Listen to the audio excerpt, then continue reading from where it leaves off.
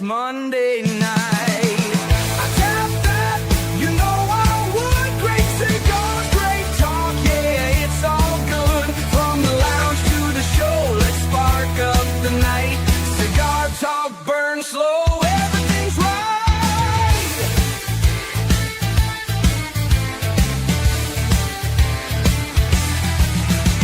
Legends and makers, they stop on by, sharing the secrets, the craft, the why. From the rollers to the blenders, they tell their tales. Pair it up with spirits, let the smoothness sail. Wrapper, binder, alright. Flavor notes hit just right. Retro hail, take it slow. Only I tap that cigar show. I tap that, you know I would. Great cigars, great talk, yeah, it's all good. From the lounge to the show, let's spark up the night. Cigar talk, burn slow, everything's right.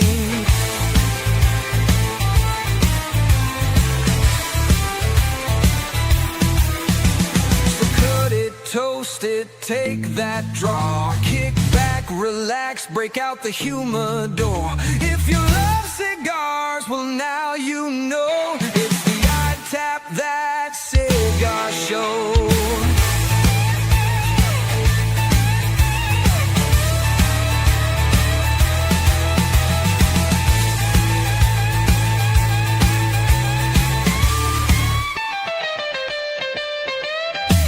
I tap that, you know I would. Great cigars, great talk, yeah, it's all good. From the lounge to the show, let's spark up the night.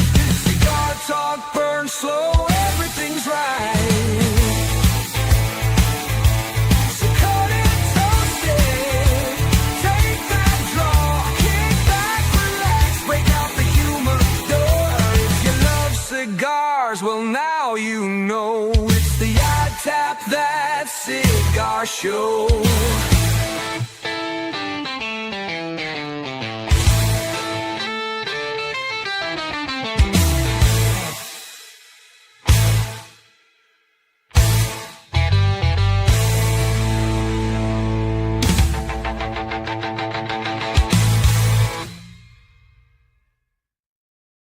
What is going on, everybody? Welcome to the I Tap That Cigar Show. That intro music always gets me pumped up. I'm your host, Kevin from Cigar Prop, and I'm coming to you live from the sunny Gulf Coast here on Florida. Joining me, as always, from South Carolina, looking thin and prim. Look at you. Look at how much you down now, Kerr? Gosh almighty. I would say in about last 16, 17 months, maybe 6 months, maybe about 60 pounds. All right. Well, Kerr Viajante, Stogie Road Cigars from coming to you live from South Carolina. What shirt size are you down to? I'm a tweener right now, man. I would say between an XL and double XL. My problem is no matter how much weight I lose in this area, I cannot. This is how God made me. So if I put on some double X, I put on an XL, it's like tight up here, tight around the arms, but then it's very big in the waist. So, I'm down to a medium myself. Medium shirts now. Medium.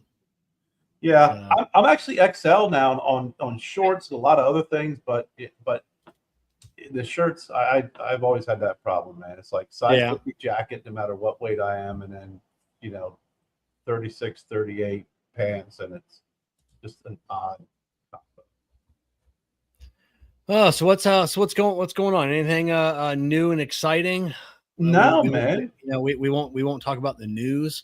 No, a lot to talk about, but who wants to talk about that shit show? Yeah, I know. All my friends seem to want to talk about that crap. So we got Aaron Rodgers signed with the Steelers. Yeah, Aaron Rodgers signed with the Steelers. Right on.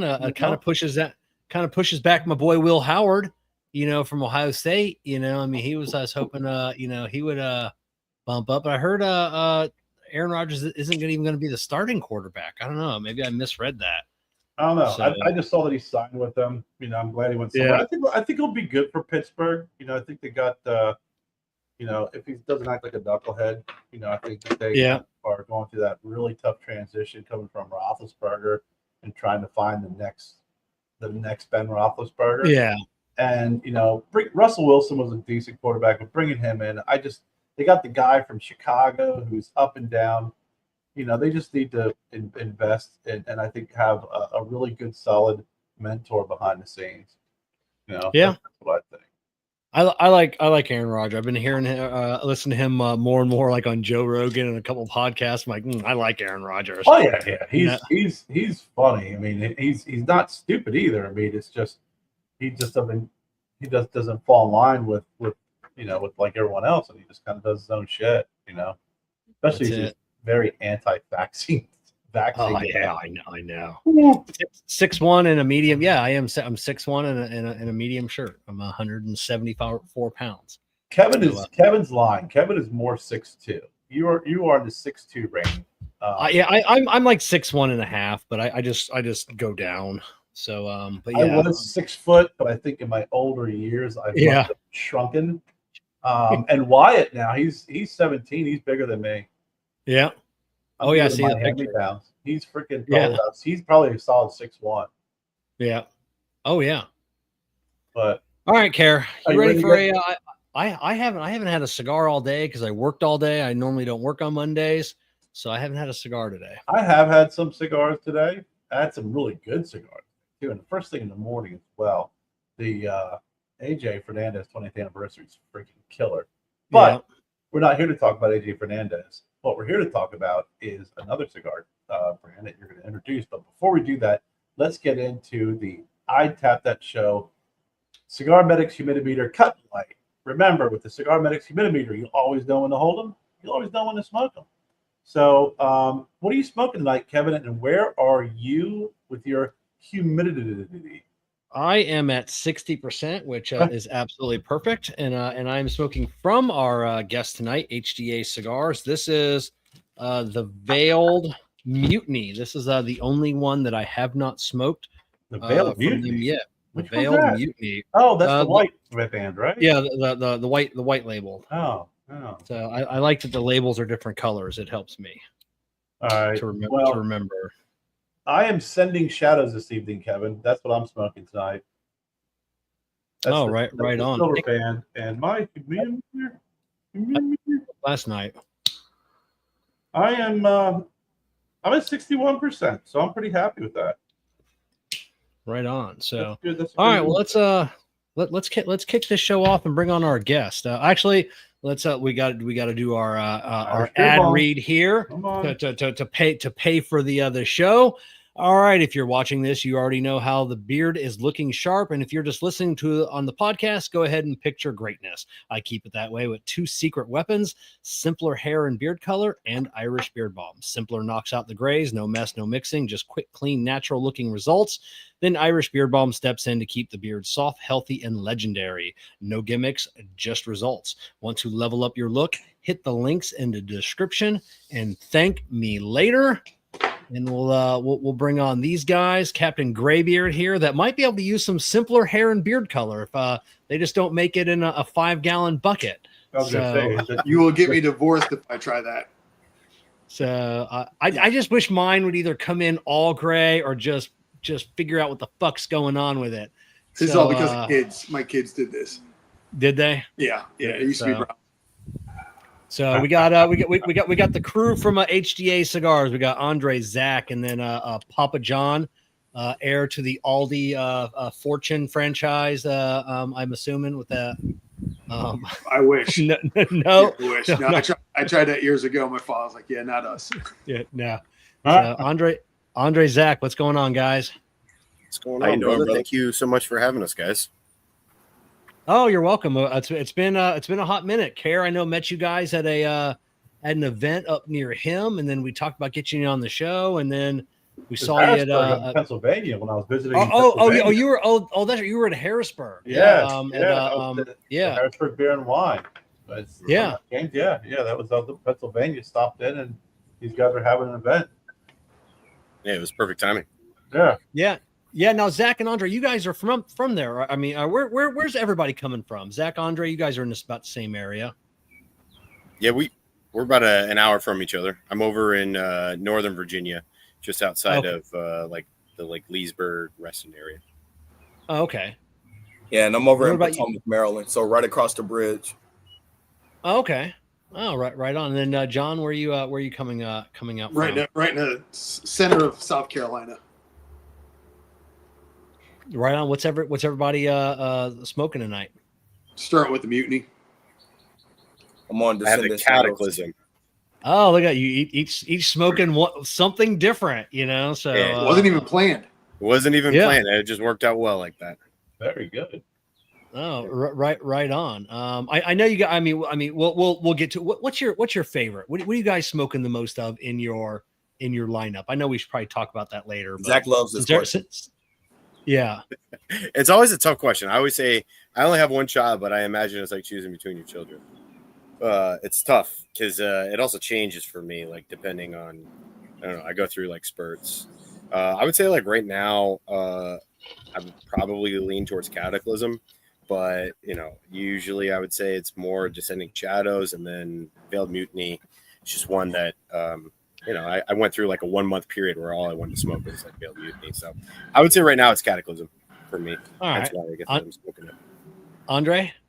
Yeah, I think I agree with Zack. I go back and forth between Descending Shadows first and Cataclysm, and then probably Veiled Mutiny if I'm feeling a little bold. Not that it's always full body, but a good cup of coffee in the morning and a Veiled Mutiny, it'll get you right.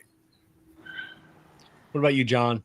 I'm easy. I just close my eyes, reach in, whatever I pull out, I'm smoking. My favorite cigar is a lit cigar. It's that simple.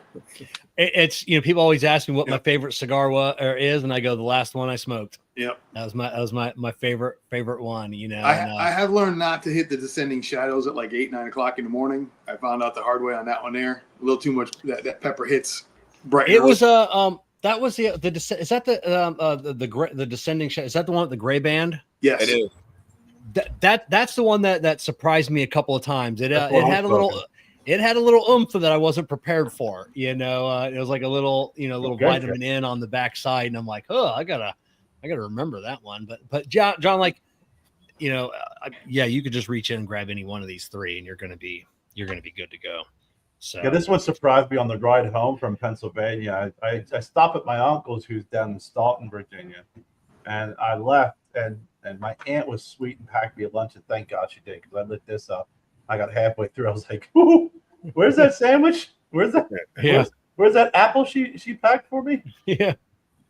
Yeah, that was one that when we were going through and we were doing a lot of blending and we were kind of trying to narrow down what we wanted to be part of the core line. That was like my absolute favorite. That's right up my alley. I love the pepper, and I would say that all of our cigars kind of float in that medium plus range, but I would say that oftentimes creeps up into the full body, and that pepper will it'll hit different if you're not ready for it. Mm-hmm. Oh yeah. And as long as it mixes well with my Bacardi and Diet Coke, I'm all for a brand. You guys, everything you make mixes well with my Bacardi and Diet, so I'm good. What do you got? Anybody drinking anything tonight? If not, what's your favorite spirit that you usually like to go with? I'm going with a little Virgil's tonight, little root beer. It's a weeknight, so I keep the whiskey at bay for the week during the week. Yeah. How about you, Andray? Go ahead, Andray. No, I'm a big brew guy. I like a lot of Belgians and such. I like the heavier beers. I like some IPAs, not a lot, but if I'm on a cigar, I definitely got to pull out the bourbons. Little Scotch, Glenlivet, Glenmorangie, some of the bigger known brands and such. Shout out to my friends though over in Fairfax, Lost Whiskey. So I've been sipping on their bourbon and whiskey lately. So I'm super boring, man. I don't have a sophisticated palate when it comes to alcohol. I was raised on Coors Light, Miller Lite, all the white trash beers. So I don't drink a ton of alcohol, but when I do, it's probably that. But my favorite to pair with a cigar is I really enjoy a good root beer or like a Dr. Pepper with a cigar. Oh, I agree. And like I said, and I have an unsophisticated palate too. I just had a cigar company reach out to me last night, wanted to do a show with cigars and bourbon whiskey pairings. I'm like, listen, I'll mediate that show, but I don't drink that stuff. It all tastes like gasoline to me. And I'm like, I got a couple guys I'll bring on the show. They can taste your whiskey, bourbon, whatever. I'm not, I'm not, it's not my thing. If it's during the day, you know, I always, like I said, yeah. I just always say that what I lack for with my palate in alcohol, I make up for in cigars, because people will be like, oh man, you gotta try this aged whiskey. It's super expensive for a bottle. I'm like, man, it's super wasted on me. I'm not gonna appreciate it. I appreciate the offer, but it's super wasted on me. Yeah, I'm over the last year, I just hard decline on that, because you know everybody knows I like my Bacardi, you know. And then I'll be someplace and they'll buy me like a shot, you know, and they'll be like, try this. This is like $40. This is $20. It's $100 for this shot. It's a sipping, and I'm like, I'll try it, and I'll be like, God, it sucks. You know, I'm like, can I get some? I'm like, I'm not going to waste it. And the next time the waitress comes, I'm like, can I get a Diet Coke with ice? And then I dump that shit in there. And it's like, listen, I didn't ask you to buy it. I didn't ask you, you know? So, you know, now I just like, no, I'm not trying it anymore. We're done with this crap. I like what I like, you know, and that's it. I'm the exact same way, really. I would say when I was in Virginia, I got introduced to Bowman Brothers. That's some really good whiskey. You get a chance to, yeah, really good. Yeah, I like bourbon and scotches. You know, mostly bourbons when drinking. When smoking. I will drink some beer. I'm drinking water tonight, but when I must, I will have to break out some bourbons. But yeah, it's in Fredericksburg, Virginia. I was going to make sure. Yeah, so real good stuff.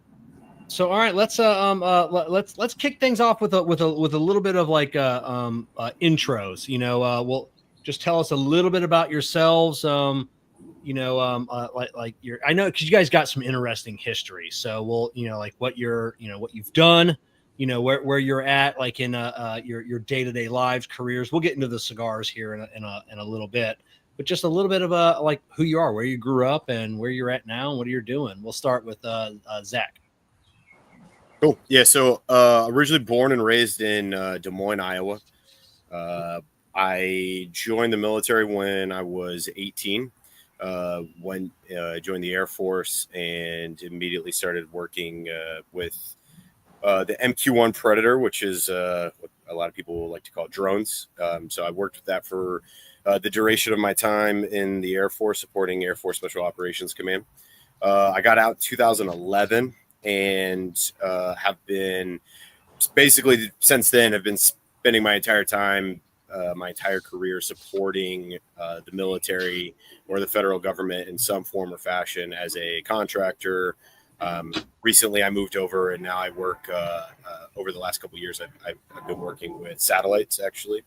So I work for a satellite company supporting the DoD as well. So always connected to military operations, almost always connected to military operations through aircraft as well. So that's kind of my bread and butter. And then I actually met Andray at my last job. What was that now? About almost 8 years ago or so, Dre? Yeah, we're getting close. Yeah, man. Go ahead, brother. Yeah, go ahead, Andray. Yeah, so as you know, I'm Andray, the other half of HDA Cigars. Born and raised in Little Rock, Arkansas. So I am a country boy at heart. Drive a 3500 diesel. So yeah.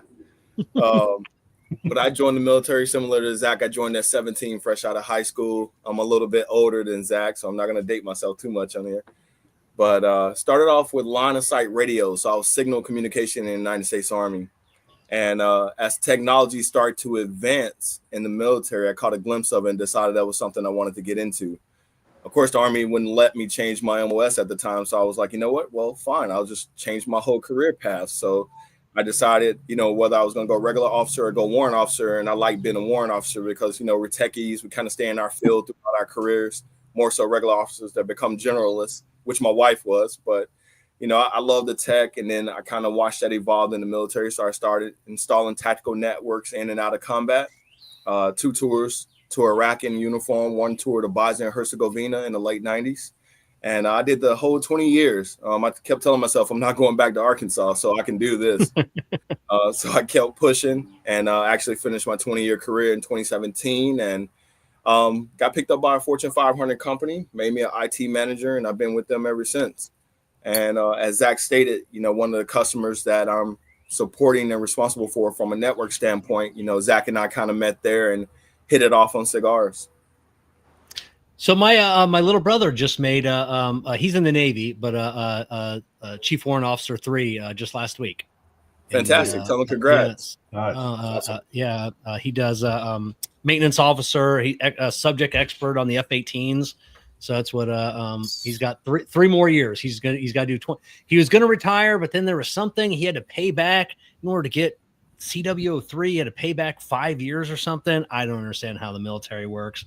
So they made him stay in for 5 more years. So he's take the next rank. They dangle it over your head, right? It kind of did that to me also. Hey, here's W4, and I'm like, no, thank you.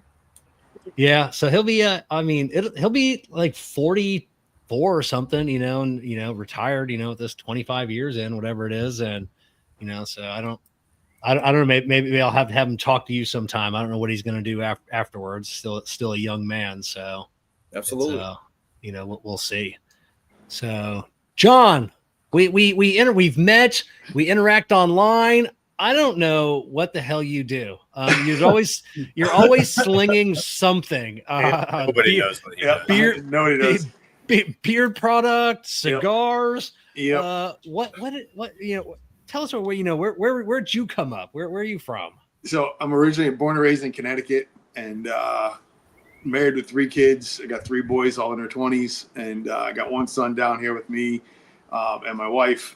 I retired from just about 25 years in corrections. I did gang intel for 24 of it, and I was the intel coordinator for the state. And I retired in 2019 after that time, and we moved down here. And I retired for about a year, right through COVID, and was bored out of my mind. So I picked up with a company where I listen to inmate phone calls, and I write reports on bad stuff that they do all over the country.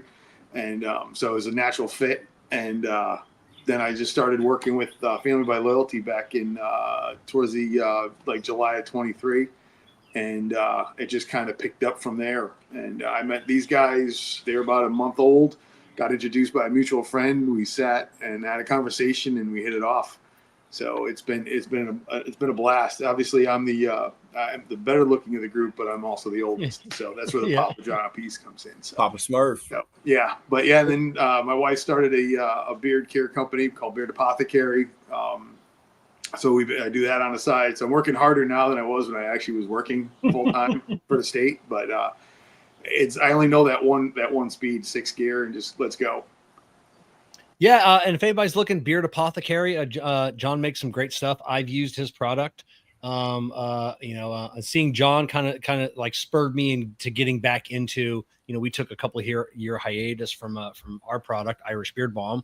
So we kind of got back into it. But John makes some fantastic products. So Beard Apothecary, definitely look them up. So Zack and Andray, there's always, we've done, this is episode like 261. So 260 or so episodes. There's always whenever we have friends on, there's always the campfire story that we love hearing. And that's always how the business came about. Usually it always has something. Sometimes it's a campfire. A lot of times it's drinking. So what's what's your guys' campfire story of how this all came about? Well, I'll start off with how I got into cigars, and then Zack can carry it over as far as how we met. But my cigar journey started in 2008, actually, on a deployment to Iraq. My first deployment as a warrant officer, under a lot of stress, get tactical networks installed. And I basically had a commander come to me and told me, Chief, if I can't communicate, I got dead soldiers. So I was working pretty much 24/7. It seemed like, 7 days a week to ensure that we had what we needed to be successful. But, during that, that time frame, under stress, every time we would go out on a convoy, we would come back to the fob, everybody would kind of sit down, decompress, and then the cigars came out. And I kind of got interested in it, but I used to smoke some less than desirable cigars back in the day that carried over from my enlisted days. And my girlfriend, who was my wife, she was like, okay, look, dude, if you're going to smoke cigars, you should smoke good stuff. And I'm like, what are you talking about? Right. And I made W-2 in March of 2009 and downrange. And when I did, she bought me Cigar of the Month Club for the whole year. The remainder of the year I was in Iraq. And I was pretty much hooked from there. And that just carried over as I continued to go through my career. I always knew I wanted to do something in the cigar industry. And I originally wanted to start a lounge. And that's where me and Zack kind of linked up. As fate would have it, we met, and it kind of went from there. So you were getting the Cigar of the Month Club shipped over to you overseas? I was. Oh, that's great. It's and I tell everybody, Cigar of the Month clubs are fantastic to join, especially if you're a new cigar smoker. It'll open your mind or open your palate up to smoking just about everything. Absolutely. Cigar of the Month clubs definitely the way to go. Even good ones, Kevin, like the Smoke and the cigar that we just started getting. Actually, I got reintroduced to some brands that I kind of haven't smoked in years, and even as a I guess experienced or novice, not novice in cigar smoking, I'm always happy to see. I'm like, oh, look at this is Oliva. It's been a minute since I smoked an Oliva, and you smoke it like, God dang, this is really, really good. Can't believe that. So even folks who are experienced cigar smokers, look around at some of these cigar club of the months and tap into them. Yeah, I get a couple clubs each month, even as an experienced cigar smoker. There's always something I'll be like, oh, hey, I've never heard of this. Even someone in the media, I'm like, I don't know anything about this cigar. So it's super cool. So Zack, what you're up next. Yeah. So I oddly started really kind of falling in love with cigars when I was a kid. Just my dad and my grandpa smoked cigars, and I fell in love with the smell of cigars. So from a very young age, man, I had always I remember thinking, man, I can't wait to smoke cigars. No interest in cigarettes, but man, it was something about the smell of a really good cigar. And so I joined the military, and I got stationed down in New Mexico. When I was down in New Mexico, a buddy of mine, he was into cigars, and I kind of had him show me the ropes. And I think I started off kind of like Dre, less than desirable cigars. It was a lot of, I think like a lot of people, a lot of flavored cigars was where I started. And that lasted for maybe a year. And then it turned into more traditional or premium cigars. And really just, it was one of those things that no matter what stage of my life I was in, it was always a comfort thing is smoking cigars.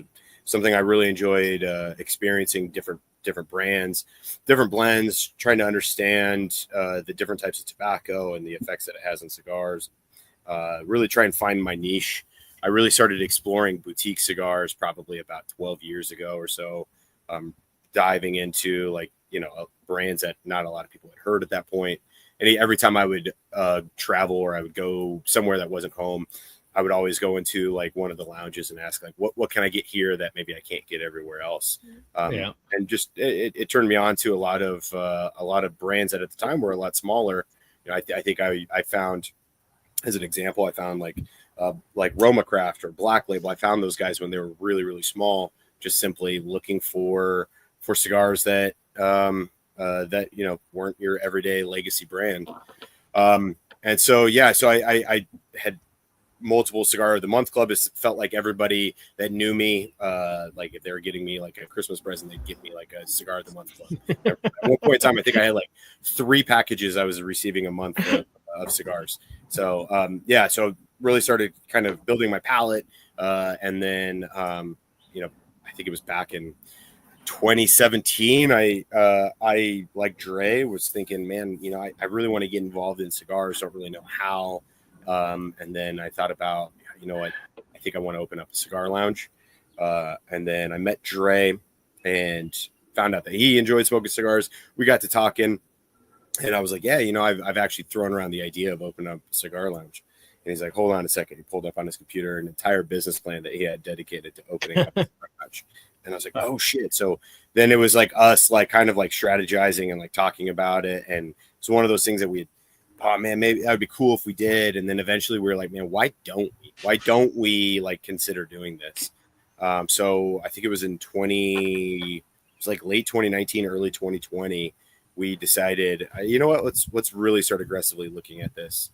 And then COVID hit, kind of derailed our original plan. Our original plan was predicated on being able to find affordable real estate. So we were thinking maybe real estate prices would start dropping in our area. They never did. And so we're like, when we started the cigar lounge, our plan was we wanted to put a lot of effort into developing like a good house blend, multiple house blends. And we wanted something that was like unique to us. We wanted to really like dive into the curation side of cigars. And so when after COVID and we kind of went back to the drawing board, I was like, why don't we just do it in reverse? Why don't we start our own brand? And then later, if it so happens, then maybe we'll open up a cigar lounge. And so in 2022, we decided to get off our asses. We formed the LLC, started looking at naming, started looking at what we were going to call the brand, what was our logo going to look like, what was our brand identity what did we think it was going to look like, and then we got to the point to where we were like, all right, well, now one of the big keys is making sure that we end up with a factory that we really, really like, and a factory that's going to treat us well, and not gonna, there's a lot of horror stories out there about factories who take advantage of their brands. It doesn't work out. Especially from a couple of guys that don't come from the industry. I mean, you guys are what those factories, that's just, you guys come knocking in. Hello, I would like to have some cigars, please. And they're like tripping over themselves to, come on in. Come on in, set a spell, and, exactly. So we were like, what are the things that we're looking for most in a factory? And I think a lot of people, which is natural, are like, well, I really like the blends that this cigar factory puts out, or I really like the products that these put out. But rather than focusing necessarily on like what the master blender at each one of the factories is putting out and how those brands are like what their brand identity is, we instead focused on the things that we cannot control as a brand owner, which is construction and quality of cigars. So we wanted to make sure that the cigars were well constructed and that we would be able to lay our heads down on our pillows at night and not fear that the cigars that we're going to be getting are going to be absolute shit and are not going to be smokable, that we're going to actually get what we pay for. So we took a shot, and we ended up our number one factory that we had circled. We sent a Hail Mary out for our very first attempt, and it after many emails and phone calls and FaceTimes and business plan exchanges, we were finally able to make a trip down to Nicaragua in 2023 and visit the Oveja Negra factory down in Esteli. And we spent the better part of a week coming up with blends, kind of putting our ideas down on paper, then actually smoking some puritos and going through the whole process, and eventually walking away with a handful of blends that we really, really liked. And we walked out of that meeting with a thumbs up from James and Angela to actually bring us on as a brand. So for those who don't know, Oveja Negras, they don't really work with a lot of small brands. They don't work with anybody ever, So I mean, you guys, but now listening to you, because I think I said that at PCA, it's like I definitely want to hear the story of how you got in there, but you guys obviously have your shit together, in your professional lives, personal lives. So if you go in there with a business plan, because that's what I hear the most from like factories that not necessarily on the show, they'll talk about it personally. It's like, you should see these guys that come in here, guys and gals. They don't have any idea what's going on. They have no business plan. They don't have a website. They don't have a name. They just show up at our doorstep and be like, I was told to come see you about cigars. And then they don't know, or they don't have an idea of what it takes. So So now it makes a little more sense why James and Angela chose you guys. You guys, like I said, you definitely have your, shit together, and you're usually one of the first that actually shows up with a business plan. They asked a lot of really tough questions in the beginning, and questions that, most of them we had answers for, but some of them we didn't. And we're like, oh, it's really good food for thought. It's a good way of looking at things. I think, I have a background in business. I have a degree in business administration. My current job right now, I do a lot of like business development. So that part, we felt like we had like a good idea of how we wanted to approach it. What we didn't know were the specifics to the cigar industry. I mean, we're super green. We've been making cigars now for 14 months. Yeah, about 14 months. And we approached everything that we've done up to this point from the perspective of a consumer, because that's all we have been as a consumer. So everything that we've done has, if you talk to like some of these larger brands, it might not necessarily be the same as how they approached developing a brand or growing a brand, because maybe they had a lot more time in the industry than we did. But, being as green as we were, the only experience in the industry we had was smoking really good cigars, understanding what we liked. So when we developed these blends, man, when I tell you, so we ended up leaving Nicaragua with somewhere in the neighborhood of about 8 different blends that we really liked. And we were like, we decided that we wanted to make our core line 3 cigars, one size, and 3 facings, 3 SKUs, nice and easy, nice and clean and simple. And that was going to be our core line. And that's what we have today. And so when we left with 8 blends, we narrowed it down to 3, and that's what we have. We ended up getting that first shipment on April 2nd of 2024. And Andray and I loaded all these cigars into our humidor. And we're like, damn, dude, like, I really, really hope other people like these cigars, because, I mean, when your first order is 15,000 cigars, you're like, either we're set for life on cigars that we know that we like, or, we gotta start selling. We didn't have a single account. We didn't have this, connection in the industry that was getting us started. We self-funded everything, and literally we opened up our first account, I think like a week after we got our cigars, and then we've been cooking since. And the word's been spreading, and thank God, people have actually been enjoying our cigars. So it's not just us. Yeah. So I kind of, when I talk to people about it, I say, we did what we know that we like, and we just trusted that other people were going to like it too. And so far people have been. That's it. I was gonna say that first shipment, when you get it, it's like excitement and fear of the reality, like you said. Oh my God! Look at all these great cigars. This is so exciting. But wow, if it doesn't take off, there's a lot of cigars here. Yeah, I'm the same way. I have my own cigars, and I just look at it when I don't sell them. Like, I just smoke them. Like, I don't care. I got them for less than I'd have paid for. I mean, you guys got Blackwork cigars. Obviously your blend, but for less than you'd pay retail. So like, fuck it, I'm out. Peace.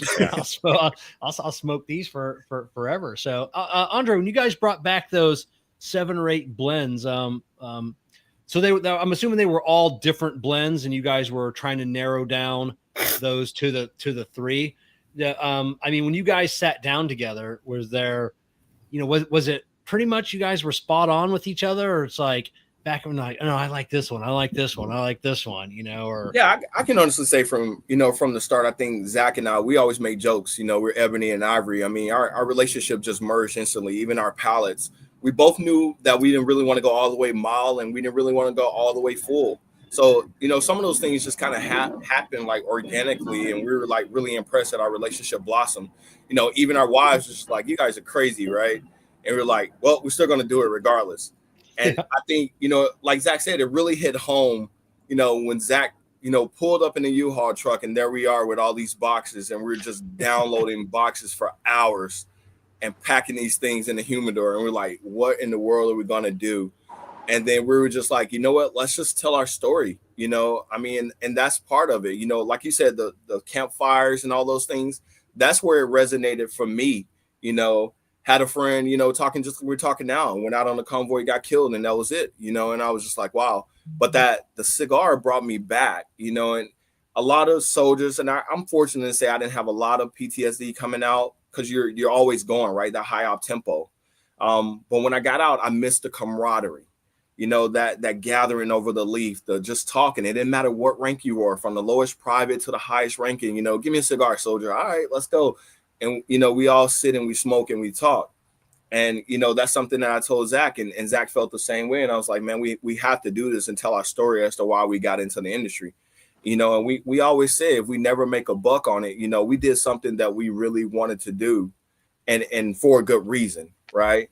I mean, just sitting around with, you know, Papa John and Zack and smoking cigars, even if it's just us three, you know, it's still a fantastic moment, and it's something we will always cherish. But we're truly grateful that everybody do love the cigars as well. So now were you taking those blends and giving them out to people like John and your friends and getting your opinion, or are you guys really keeping it close to the vest, in-house, you know, really don't want too much input?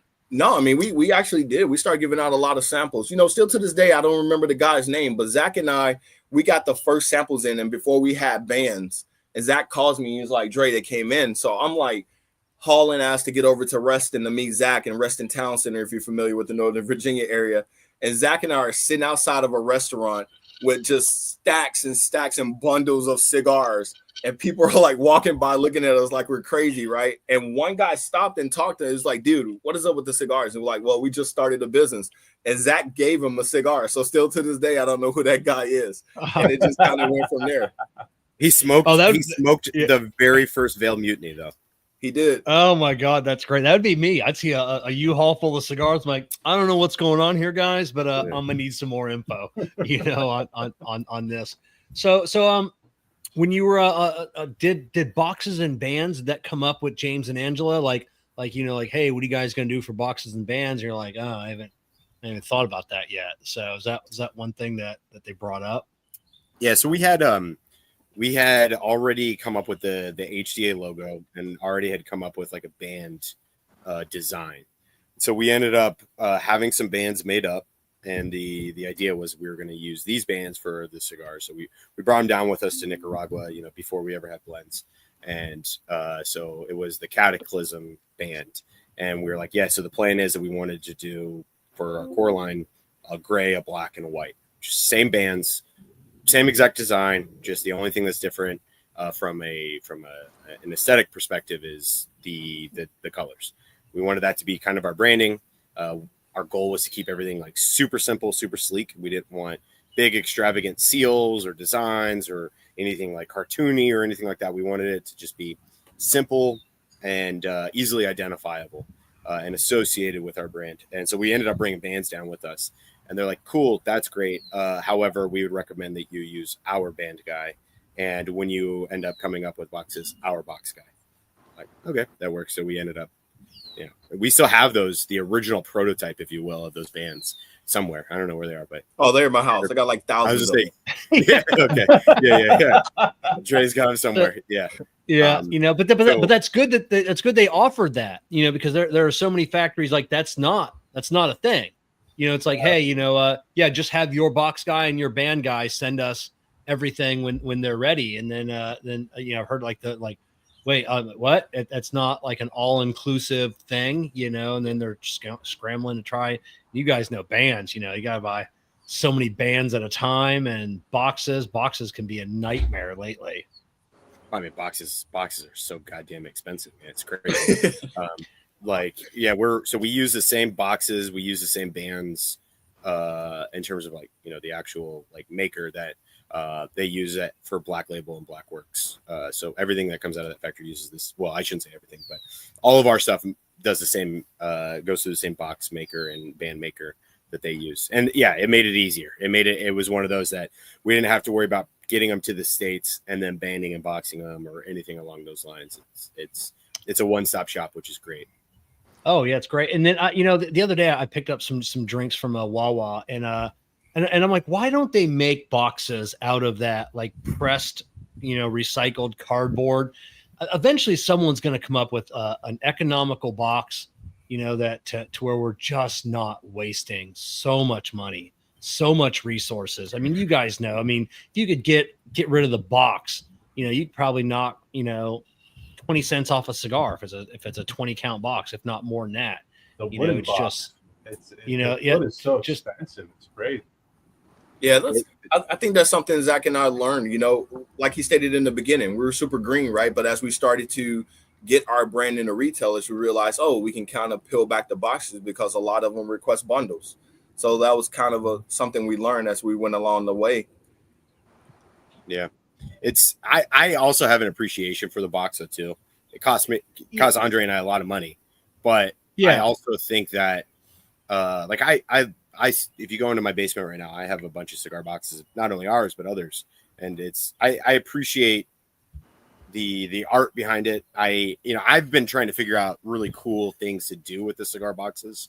I've seen people make like guitars and stuff like that out of it, but I try and save the boxes when able. I think, I wish there was a little bit more of an economical way of going about it, but at the same time, I think it's kind of like a nice, tangible, like almost like a trophy or a keepsake that you could have of like a really good cigar that you like. But like to Andre's point, when retailers bring us in, we tell them like, yeah, send you as many boxes as you want, but if you want, we can, anytime you place a reorder, you can just refill the boxes that you have, save yourself a couple bucks, and just do bundles instead. I'm glad. I hear more and more companies doing that, and some companies refuse to do it. So I'm glad you guys at least have that option. Mm-hmm. Yeah, absolutely. And the caveat what Zach said, I don't think I ever showed Zach, but my neighbor, he was really super excited when we got our first, order in. So he bought a box, and then after he smoked them all, he actually made a clock out of it and he put it on his nightstand. So it's actually pretty cool. Yeah, I used to make clocks out of Camacho boxes back in the day, sell them on my website. It's one of my first projects. I have a bunch of Fuente boxes over here. They're so beautiful. I can't even begin to even think about throwing them away. So, right. But yeah, so I definitely appreciate a good box. And then I know we've been ignoring the chat panel tonight. I want to thank everybody for joining us in. I'm so engrossed in wanting to learn so much more about these guys. I completely forgot about the chat panel. So Kerr, if you see any questions that pop up, I've been absolutely ignoring it. What's your thought on boxes? It's always a thing. You collect them. I do. I have a collection of some. I've collected every Blackworks I can get my hands on, because my plan is it's all set up in the living room. She's ready to kill me because I'm going to do a collage of just the box tops. And so I got some really cool ones just to kind of to do it. But I would hammer I'm kind of a broker, so I've got a few different companies I work with, and I'll hear that, dude, we're waiting on boxes. We're waiting on boxes. And I'm like, are we in a box business or are we in a cigar business? And they're like, we can't do anything with fucking cigars. They got to be in a box. And we've got some retailers that will not touch them unless they're in a box. And we have some that could care less. And they're like, just send me whatever. I'll take bundles. But at the end of the day, you don't want your cigars ending up in somebody else's box. You want them in yours. But, man, my heart breaks when I'm sitting at a lounge and I watch the owner go outside and start breaking up boxes and throwing them into a big bonfire. I'm like, oh, my God, you know what it's like $10 a box. But, terrible. Yeah, it's if there was a way we could do it economically here in the States, I'd be a millionaire right now. Dunbar. I'm always bust on Steve Saka for the Red Meat Lovers Club. The box, beautiful box. It only holds 10 cigars. That box, I haven't put it on a scale. I bet that box weighs 3 pounds, like 3 pounds of wood. Jesus. It is solid, and I'm just like, for the love of God, like, I mean, you say $10. That one has to be an $18 to $22 box, and it's just like, it's only got 10 cigars. Now I'm doing that math in my head. I'm like, no wonder these cigars are 18. I mean, why don't you throw these in a cardboard sleeve and sell them me for $3 less? So, but I can appreciate a good box. I think I kind of wish we'd go back to the old. Remember the Monte Cristo, the punches, the cardboard boxes, that were fully decorated. I love those boxes. You give them a hard time about the box within a box within a box too. It's like a big box. Yeah. You open it up. Steve's boxes. The Muestra series. It's like this big box, and you open it up, and then there's 8 little boxes inside. And like, love of God, so stop with the boxes. It's a lot of wood. But yeah, it's have you guys been delayed at all? Because everybody's been delayed at one time or another for fucking boxes. So I'll say I'm truly grateful for my counterpart over there. When I say he's always honest about inventory, he is honest. I mean, I think he loses sleep at night thinking about inventory. So the answer is no for us thus far. But we're continuing to grow, as Zack stated, and we try to stay on top of them. I mean, I think that's our number one priority, to ensure we don't have a lapse in inventory. And the boxes have gotten close to derailing us in terms of timeline. Gotten close, but knock on wood, so far we've been good. We actually are just introducing our very first non-core line edition. We're calling it like a short run, and our goal was to get it out in time so that way we can have it into people's hands for the 4th of July. And so like that was stress. Like, you know, we're telling everybody 4th of July, that's when it's coming. And then the boxes were one that they were like, it might slip because of boxes. And fortunately it did not. The box guy came through at the last minute and got them all shipped up, and they are actually en route to the States as we speak. They should be, I think they're in the States now and they're on their way up. We should have them here in the next day or two.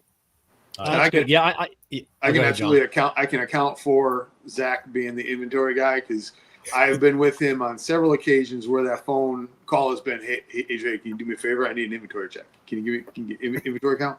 Like, it's just he can't help himself. So there's no question he has lost sleep over the inventory.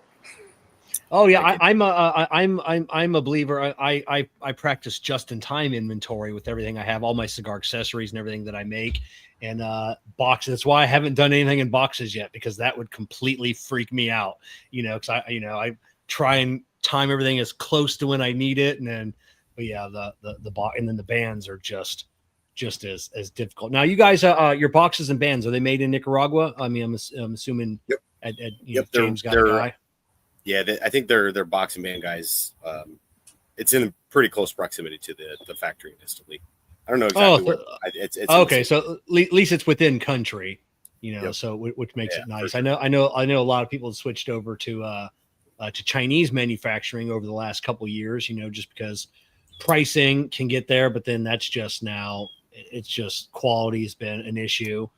Timing has been an issue. Everything's got to come over on a boat. Boats get stuck. And now with the whole tariff thing, boats just aren't leaving ports.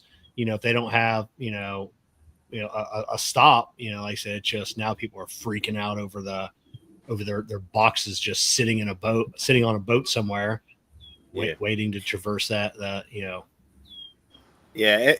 When Andray and I started this, our number one priority was making sure that we came out with a product that we could stand behind, and a product that we were proud of, product that we were glad and we were happy of where it came from. And so my wife is actually Nicaraguan. So we've been married for 17 years now. She hates cigars. I had zero association with cigars whatsoever. Damn it. Yeah. Does not like cigars. But one of the things when Andray and I went down to Nicaragua, one of the things that was super important to us was making sure that we were working with a factory that was ethically treating their people, making sure that it was a product that was not, if we just take quality out of it, making sure that it was a product that was developed, that was supporting the local Nicaraguan people, because the reality is that, it is a lifeblood for a lot of the people that are down there. And it was something that was really important to me, and it was important to Andray, but it struck a chord with me. Both of my wife's parents are from Nicaragua, born and raised in Nicaragua, and came over here in the 80s. And it was very important that we worked with a factory that had the same values in mind. And I'll tell you that every time we go down to Stogie and we go visit James and Angela, it's very clear that the people that work in that factory with James and Angela are like family, and they get treated well. And so the reality is maybe we could go to China and make our boxes for a couple dollars cheaper. But I guess in the end, my thought is like, is it worth it? I agree. And then you run the risk of quality, right? And the number one concern and the number one thing for our business is making sure that we're delivering a quality product. And You know, I would prefer we could pay significantly less for every piece of our cigar, whether it's the tobacco, whether it's the process of rolling it, whether it's the band, the box. We could probably go somewhere and get a significantly cheaper product and then price our cigars either the same or a little bit lower. But the reality is that we want to make sure that the product that we're putting in people's hands is one that we 100% stand by. And so we value quality over quantity, quality over price from that perspective. I'm the same way with all of my products that I make, either from my beard balm or my bleed tools or whatever. You know, I never substitute on quality.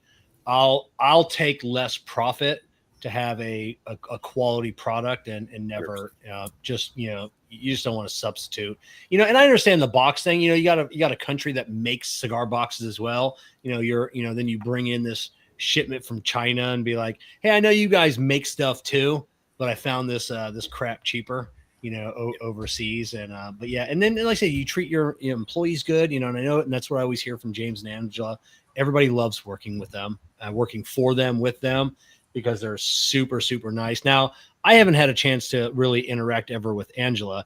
James seems like, I mean, he's like a really gruff guy. I mean, he'd say he's a sweetheart, but I'm afraid, I'm scared to death of James. But they say Angela's the shark. Like she's the one you gotta watch out for. And everybody's like, we love Angela, but she's definitely the you know. Angela will fuck you up if you're not ready. Okay, so I was waiting for someone to, you know, like, yeah. So okay. Now, Angela's look, they're both absolute sweethearts, but the reality is, I mean, when it comes to running a business, you have to make sure that you are looking out for your business, number one, and both of them do a very good job of that. And Angela handles a lot of the day-to-day operations. I handle a lot of the day-to-day operations for HDA, and so I do most of our interaction is me to Angela, and we work really well together. We are able to have very frank conversations. James is, I think a lot of people mistake his soft spokenness, and he was very oftentimes an observer, and he's kind of kept to himself, and he ends up kind of coming across as kind of, you know, like maybe intimidating in that regard.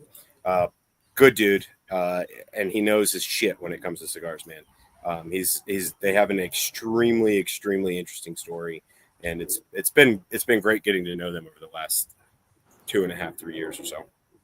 Oh yeah, tell us. Yeah, go ahead. You were asking me to monitor the question. Yeah. And Larry Moose asks a question about their core line, which I think will lead right into going over their cigars. So his quiz question was, of the 3 core lines, what are the favorite traits of each of those that you admire? So I'll start off with ahead. Cataclysm, and then we can kind of go through, you know, you guys if you want. So I'll say for Cataclysm, one of the things that I absolutely love about Cataclysm, and probably why I would say it's my favorite right now, is it is on the retro hill. That cigar for me just hits another level on the retro. All of our cigars, like we said, float in that medium to medium plus, but for being such a like, you know, a fuller bodied cigar, it's so clean on the retro, and it doesn't leave that thick, like dark taste in your mouth. And so I personally love the Cataclysm because of the retro. Dre, you guys want to go in and talk about what you're smoking? Yeah, so I think for me, Descend the Shadows, which was Zach's favorite when we first started sampling cigars and such, and then it slowly started to move into my favorite over the Cataclysm. But I think as far as tobacco, when we were blending and sampling and tasting, I kind of fell in love with tobacco from Momotepe. That dark volcanic soil is rich, and it just does something special with the tobacco. So that's something that we had to incorporate in all our cigars. But I think Descend the Shadows has more of it than any other our blends. So just that taste profile, and it kind of sends you on a roller coaster. It's not really, you know, it'll start off kind of mild, and it'll kind of go up, and then it'll kind of come back down, and then various flavor notes start to pique your interest throughout the smoke. And Zach's always talking about the spices in it, so I think that resonates the most with me. And I think with Veil Mutiny, I think we both came to a consensus on it. some of the notes that we get from it. And we try not to talk about taste so much because we feel like it's subjective. Everybody has a different palate and it's cultivated, right, to what you like and your flavor. But just something special about the notes in there, some of those things that come out. So, and then with that Maduro wrapper, I think that did it for me. I hear more shit about Ometepe. People are like, oh, it's like it's a tobacco they don't like, but then come to find out, like the favorite cigar that they smoke has Ometepe in it. It's just like it's just one of those things. I don't like that at all. Yeah, but you like this, yeah. So that's got that in it. Oh, really? It's like stop talking shit about Ometepe. We actually had somebody up at PCA that had our cigars and came and did an interview with us, and we have some portion of Ometepe in each one of our core line, and our first short run that we're doing as well. So we love Ometepe, but it's super important that it's not overpowering your cigar. Yeah, it can be easily overpowered. So when I was talking with him, I was talking about how much we really enjoy Ometepe, and he's like, "You're messing with me right now, right? Because I hate Ometepe." I was like, "Yeah, but you like the cigar." He's like, "Yeah." And I was like, dude, it's all about how you're blending it. What are you using to balance the Ometepe? How much Ometepe are you using? And so I mean, yeah, sure. If you throw in an Ometepe, wrap it into whatever wrapper, it's going to be, it's probably not going to be very appealing to very many people. But making sure that it's used appropriately is key. And yeah, I mean, we're still playing with it. We're still learning. But I know that the boldness and the spice that you can pull out of Ometepe is, Andray and I dig it.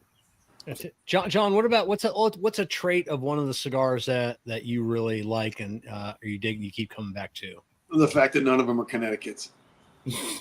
I'm not a Connecticut fan. And when he sent me the sample, I just sat out in my garage by myself and I threw on a podcast or a game or whatever, and I just smoked each one. And I was like, the earthiness and the richness of the Cataclysm was spot on.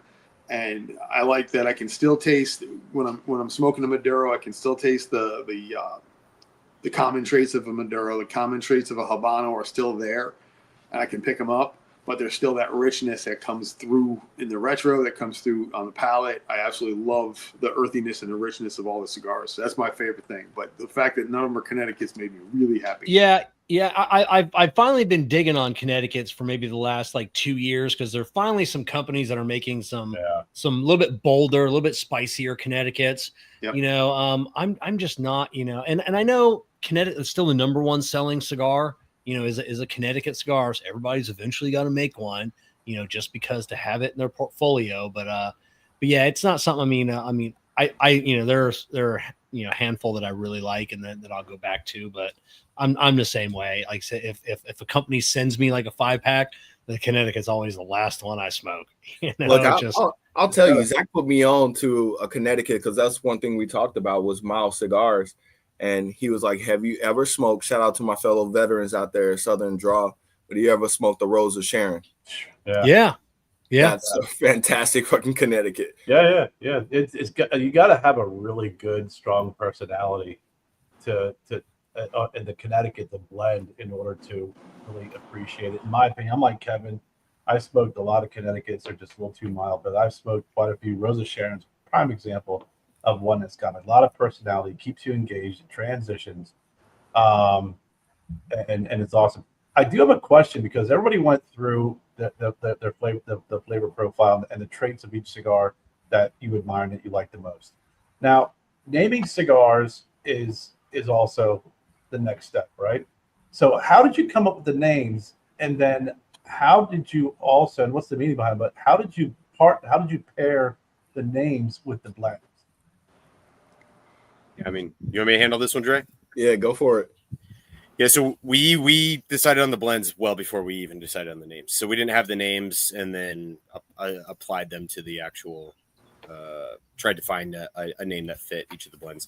We had the blends, and then it was once we kind of decided on the three, we sent them over to begin production. And like one of the questions that we got was, all right, cool, what are we calling them?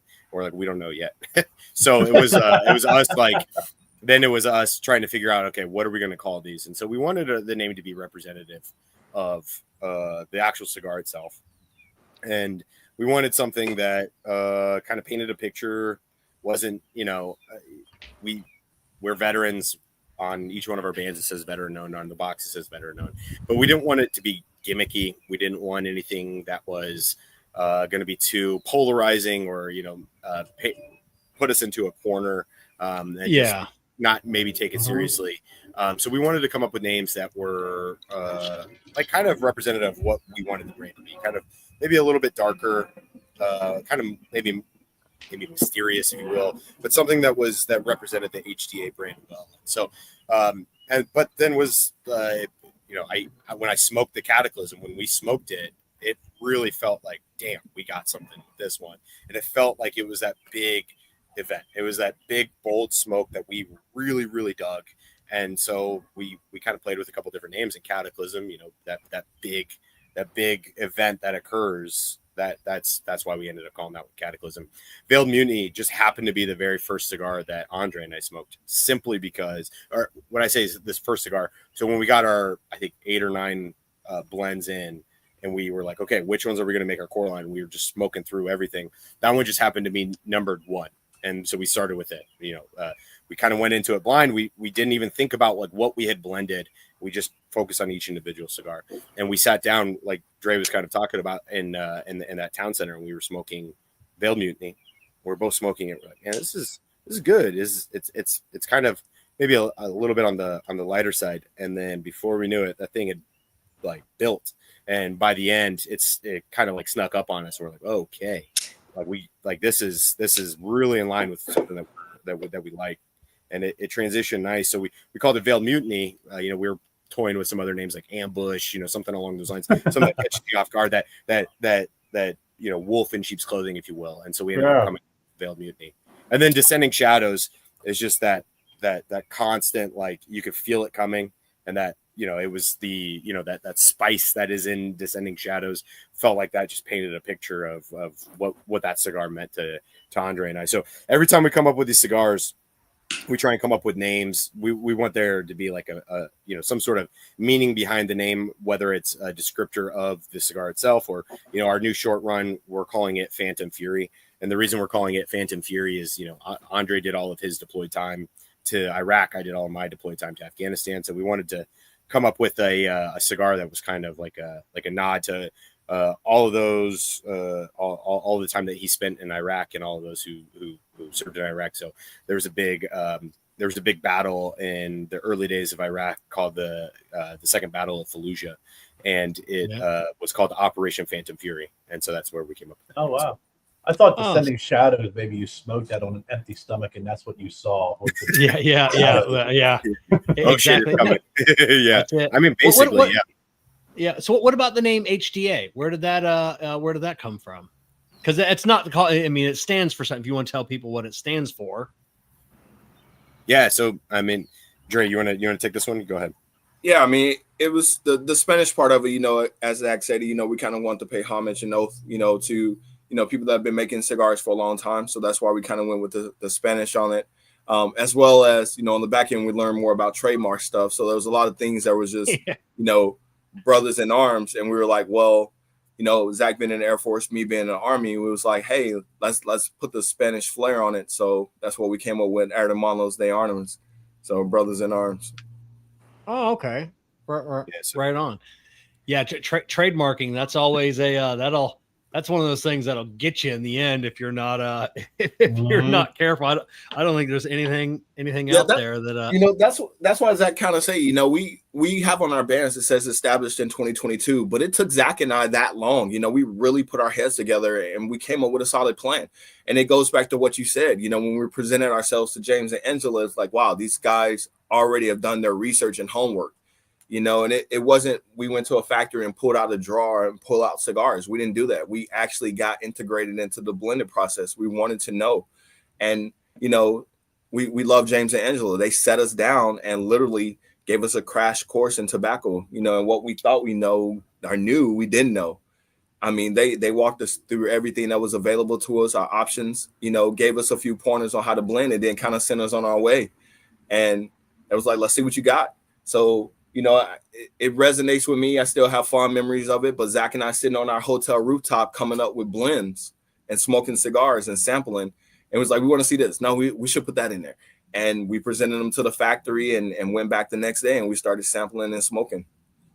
Yeah. So tell us about that. You know, it's because that's got to be, you know, I've been invited to many factories to come and play around. Like, I have no idea what I'm doing. Like, it's just, you know, was there any, I mean, you guys are smoking the Puritos. You ever look like, I don't know what I'm doing, bro. Like, I don't know that this tastes similar to the last one.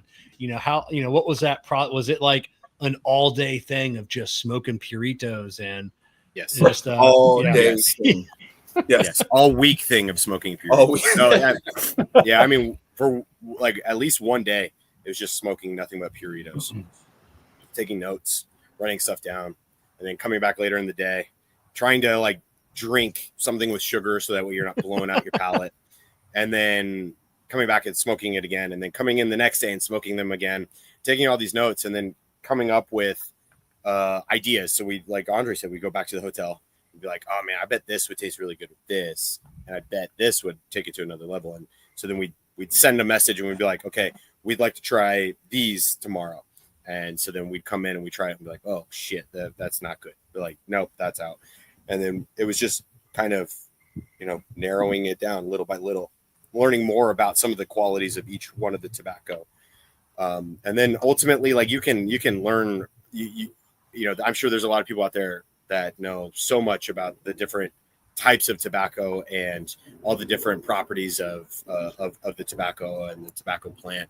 But until you actually smoke it and try it and pair it with other tobacco, you don't really know what it's actually like, how it's actually going to turn out. So, yeah, you know, you said something really important there that I really dig was, you know, you had an idea, you know, it's like, hey, let's try this and try this, you know, and then you're like, oh, hey, that didn't work out at well.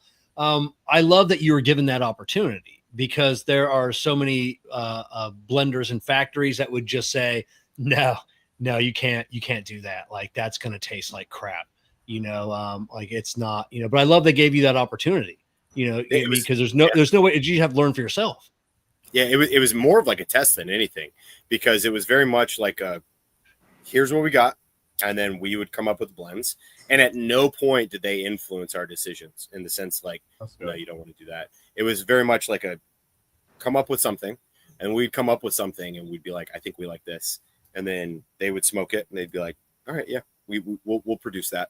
It was, you know, and looking at it from their perspective, they are the blenders of their cigars. They don't want to be the blenders of other people's cigars. Right. And that's, they're more than happy to assist us and roll for us and be that instrumental piece that we need in order to put out a good cigar. But the blending, we wanted it to be our own. They wanted it to be our own. And so it was, now, you know, they eventually put the Oveja Negra stamp on each one of the boxes, right? So they want to make sure the product that they're putting out is representative of that name. But they wanted us to make sure that we're coming up with like actually good cigars, and we were self-sustainable and we were doing this on our own, and we were able to do that. It definitely felt like we were passing, we were being tested the entire time that we were there to make sure that we're not just, you know, all flash and like don't actually know. Yeah, exactly. You weren't just there just picking out, you know, hey, I'd like to try number 3, 12, 13, 18. Exactly. And then let us give that. So so I love that, you know, just, you know, yeah, it just gives so much more props to James and Angela. Just like, you know, hey, if that's what they want, you know, let them smoke it. Let them learn why those. Sit back and giggle. Boy, yeah, oh boy. Yeah. Yeah. So even when we released Phantom Fury, you know, Zack and I came up, how many blends? 4 blends, 5 blends we had. So we were like, hey, let's send these to the factory, you know, for our short run. And Zack had his heart set on a San Andreas wrapper.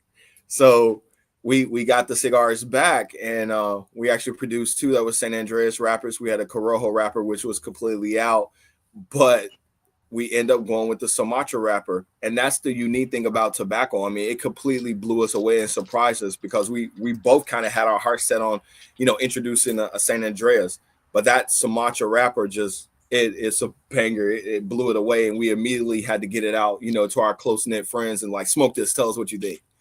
But and that's what we end up going with. So that's the unique thing about the tobacco properties and stuff. You just never know. It's a surprise. Now, when you guys were picking out tobaccos, was it just limited to what they had at the factory, or did they say, hey, if there's something that you guys want, we'll hunt it down for you, but yeah, I think that was an option, so one of the big things that we had in mind when we were developing our core line was we wanted to make sure that we were utilizing tobacco that the factory had constant access to. So that way, we didn't get a year or two in and say, all right, cool, we're ready to reorder Veiled Mutiny. And they're like, sorry, man, we don't use that tobacco anymore. Or there's a shortage, or we don't have enough for you. So we wanted to make sure that we were utilizing tobacco that we would easily be able to source. So yeah, I mean, a majority, all the tobacco that we have used in our cigars thus far is tobacco that they had used in other cigars of theirs, just not the actual blends that we're using. Yeah. I was just having this conversation a few weeks, or maybe a month ago, with someone that wanted to get into cigars, and that's one piece of advice I gave them: use the tobacco that they have. I use, James from Sinistro, made it. Artistas made a couple of my cigars, and I don't want you to have to go out and hunt some weird stuff. It's like whatever you're using for your core blends. Obviously, I mean, you can take the tobacco and roll it into a million different cigars, so you're not choosing the same blend. But yeah, so very, very smart right there. We met, Kerr and I met a few boutique owners at PCA, and boy, they were just it is a menagerie of stuff that they put in these cigars. When it takes them a full-on minute to tell you about the 8 tobaccos and this and that they blended in, and Kerr and I said, Kerr and I both said, like, this is not sustainable.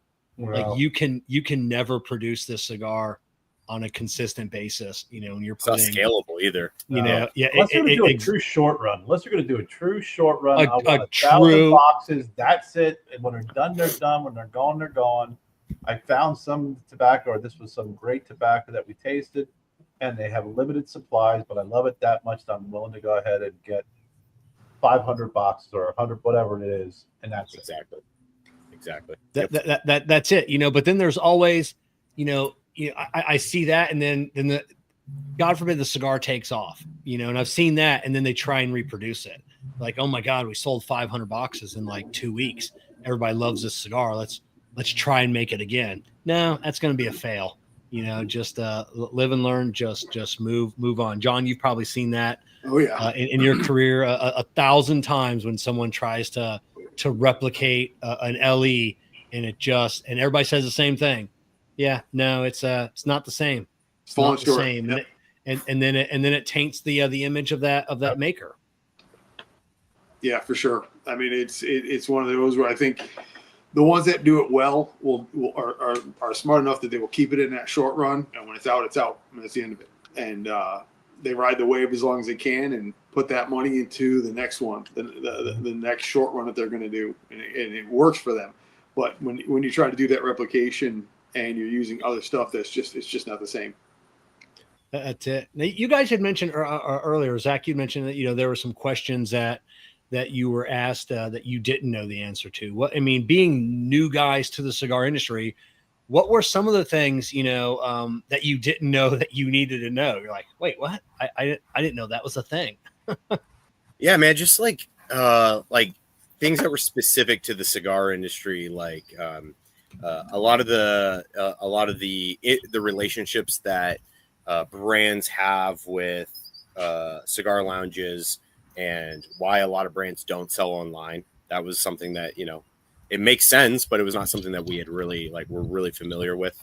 Why a lot of brands only sell directly through retailers, and pricing, why certain cigars are priced in a certain way, and where a lot of that pricing comes from. It was learning like some of the intricate pieces, from a distribution perspective. How do a lot of these companies handle distribution? How do we want to handle distribution?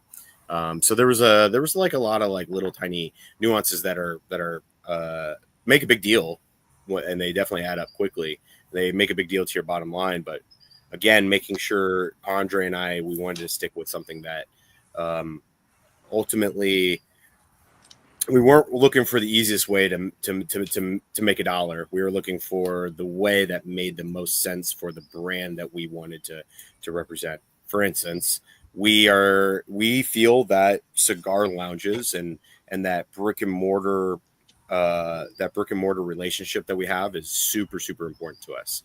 And at no point do we want our retailers to think that we're cutting their feet out from underneath them. We want to make sure that we're driving our people that appreciate the brand to retailers, because it's such a critical part of the cigar smoking experience that, as up until 2022, when I had never, thought about opening or starting a cigar brand, a very large piece of why I enjoyed smoking cigars was going into cigar lounges, walking through the humidor, seeing the brands in person, sitting in the lounge and like experiencing that camaraderie with people, talking about cigars. That's such an important piece. And we made the decision that in the company, for our company, while we could definitely make higher margins if we sold directly to consumer, it was not something that we wanted to do, because we wanted to really promote what we felt was a very critical piece in the cigar puzzle, the cigar world puzzle, which was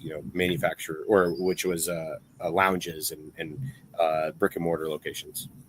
Yeah, it's a fine line of because I hear from brick and mortar lounges, that they won't bring in cigars from especially boutique cigar companies that sell on their website as well. Others don't care. I know when you're a small company just starting off, it's just like that. That's kind of how you get your cigars into the mouths of smokers is getting them online, and hopefully they'll, ask their local brick and mortar. But yeah, it's always I don't fault anybody for doing it. It's just, it's their business model, but yeah. All the brands you almost have to when you're a boutique. I mean, and I know it's like you said, Kevin, it is a fine line. Yeah. But when you're a smaller brand and you're one or two people, you may have some, brokers out there, a handful. But when you're starting out,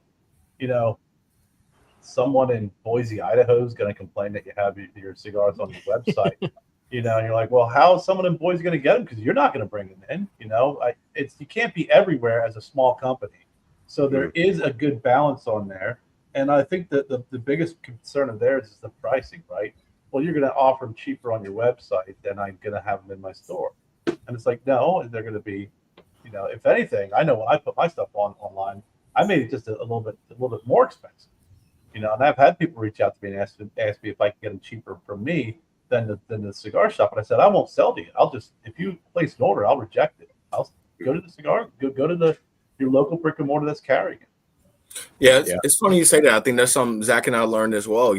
On the flip side of that every retailer is not good for HDA. Right, exactly, 100%. We learned that really, really quick, and we were like, okay, that's we understood, and we keep pushing on. But those mom and pop shops who really care about boutiques and want to introduce something new, to their clientele work really, really well with us. And it resonates, because if someone wants a cut and light event, Zack and Andray are on the road to do a cut and light event. And, numerous of times we've been asked, who do you rep for? And we're like, no, we're the owners of ACA. And it goes further just to interact with people. Yeah. Especially when you go to a humidor, like we're talking about Cardick's place or up at Beer and Wine in Harrisburg. You have guys who know the humidor. They have great options in there. And then you go to, like you said, it's not going to be a good mix, especially with boutiques. If you go in and you're like, this kind of looks like the Santa Clara, magazine. It's the same, the usual suspects. And there's nothing wrong with that, because that's how they run their business. But there's a lot of great lounges out there that have good boutiques and a highly engaged staff that will walk you through that humidor.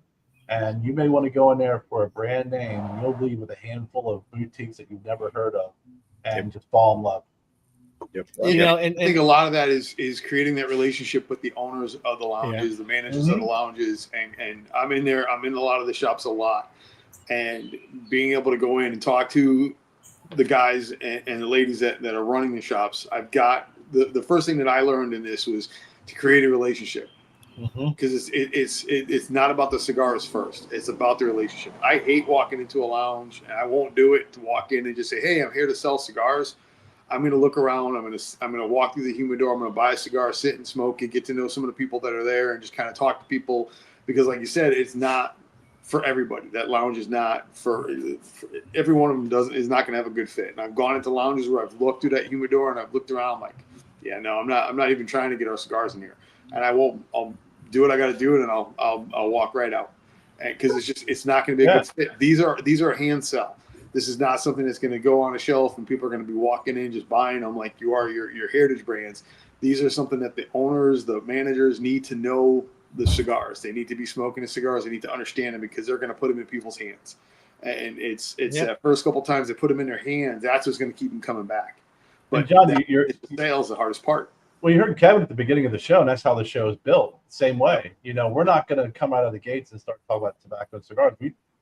We're going to introduce the audience to you, talk about you, really dig deep into that so they get to know you, and then talk about the cigars because it's all about the relationship. And that's what we build here on the show is the relationship between you and the audience, and then they'll get an opportunity to learn more about your cigars and be more prone to smoke your cigars, unless you're a jerk, which you guys aren't. But, but that's the whole premise of the show as well. John, you've been in. I know you've been in tons of lounges, same as Kerr and same with all of us. There are some lounges that are just not boutique friendly. They just they don't care. They want the Davidoff, they want the Padron, they want the Tatuaje, and that's all they care about. They don't want you may see a couple boxes of boutiques, and then usually they're always empty, or they got like one cigar, and and then getting those lounges to reorder. It's like, hey, it's like you sold all these cigars. Yep. Why don't you order more? Like, well, I don't know. Like, but you sold them all. You're not selling. The box is empty. We've been through that. And so their idea of a boutique is not what we know as a boutique. Their idea of a boutique is a limited run by one of the heritage brands, and that's not what I'm talking about. I'm talking about this, and this, and you're like, I never heard any of those. I'm like, I know. I had a really big connection, really close friend, and it was a large store that's nationwide, and I was really excited about the connection. I mean, this individual actually worked in the tobacco and alcohol, marketing section of this, and I'm like, man, we're going to get in there. And it just crushed my soul when they were just all about just legacy brands, right? And, they basically told us, boutique brands have to be handheld. And I'm like, wow, you're missing a whole, amazing part of the cigar sale process, right? Mm-hmm. But they wanted just legacy brands that would sell themselves. So again, that it just wasn't a good fit for us. Yeah, it happens all the time. Now, how'd you guys pick out the? Because I love your the business model. You have 3 cigars. It's a perfect amount of cigars. And you have one fucking size. So now I don't have to choose between 10 different size. Even at PCA, I mean, you guys were there. It's see these boutique companies, that show up with 8 cigars, 5 different Vitolas in each cigar. And it's just like, what is going on here? Like, how are you guys going to do this? And some of them do. Some of them have those are few and far between of that can do that, but how'd you just land on the Toro 6x54?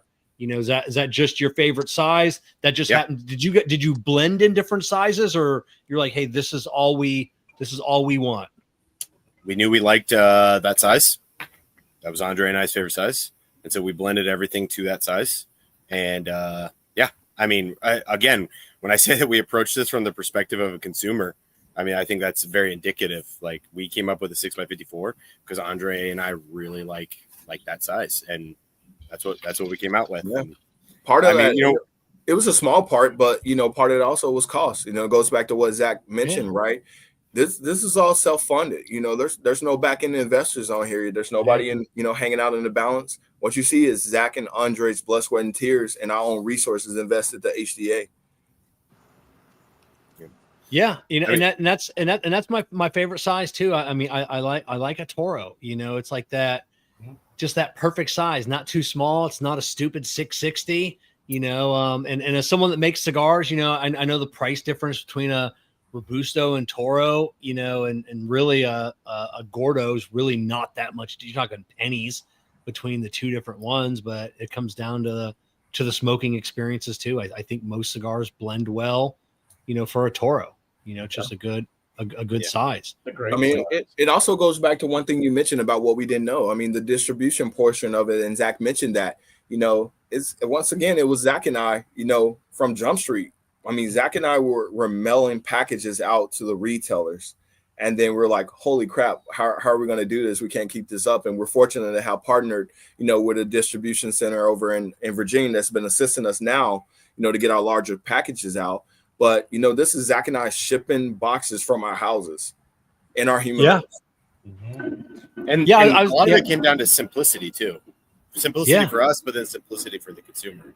Like it's a lot easier to palate a brand that is asking for shelf space for 3 facings, and for people that want to try a brand for the very first time, it's easier for them to be like, oh, they have 3 cigars, the end, right? It's a lot harder for them to ask for shelf space for 6 boxes, and then people are like, well, which size should I try for this brand? Now, I mean, look, the reality is that we are in the future going to probably expand our core line to introduce another size. There's been a lot of people that have asked for maybe a little bit of a smaller size. And that's something that we're looking at too. But for us, it was the importance of when we start out, making sure that we're keeping it simple. Like Andray and I live by the KISS method: keep it simple, stupid. Mm-hmm. Like that's what we were trying to do, and we want to keep it simple for us, for the retailers, for the consumer. And it's a lot easier to build a brand when you don't have 15 different facings, and now you're having to worry about keeping each one of those facings stocked. And we just had a really large order that was placed just for these 2 facings, and now everything's kind of out of whack. And it's golly, I mean, I can only imagine trying to be a boutique brand and have all these different types of cigars that are because there's no lounge that's bringing in 10 different facings. They're going to choose 2, 100%. 3, maybe 4, 100%. 4 at the most, and then if they don't do good, then you're, I don't know. Yeah. I don't understand some of the business models, of people, of trying that, of just bringing out so many different ones, right from the beginning. And, you can't be everything to everybody, but especially when you start off small, you just can't.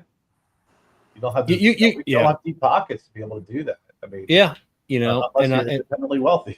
And I like Toros, and then every now and then I like maybe like a short Panatella or a short Churchill or something, maybe something a little bit smaller. But I mean, if you guys were, what would be a size that you're talking about going like a shorter size? What are you thinking? Yeah, we've been, very recently we've been trying samples of each of our core line in different sizes, and we're kind of playing in that 5x48 range right now. And each one of our cigars have gone really, really well and translated very well into that Vitola, and it's so that, I mean, that's something that we would be considering, is expanding our core line to maybe an additional size, something that we're looking at maybe doing. But, at that point, when that happens, we're going to be 2 years old. We'll already, we're in about 65 retailers nationwide right now. So we're already having a little bit of a presence. It's a little bit easier to do. And frankly, a lot of this isn't just like Andray and I are like, oh, let's introduce another size. It's people are asking for another size. People are like, man, I would love that in a smaller, maybe a Robusto. And retailers are saying the same thing. Hey, if you ever offer this in a Robusto, I'm totally in. I want to try that as well. And so, that's where a lot of this is coming from as well. It's the demand of what people want. I mean, our short run that we just introduced, the Phantom Fury, it's a 5x48, and that's a great size. It was perfect for this blend. I have one right here, and it's just it worked really well for that blend, and we'll kind of see. We're learning, so we'll introduce some of these things and see what holds. But for us, it was, it's growing. It's growing into the brand. It's growing the brand appropriately. We're not trying to grow too fast, making sure that we're doing things methodical, slow, and we have the end goal in sight. We're not focused on the immediate down the road. And listen. Yeah, and listen to John will probably agree with me on this. Listen to the retailer, don't listen to the consumer.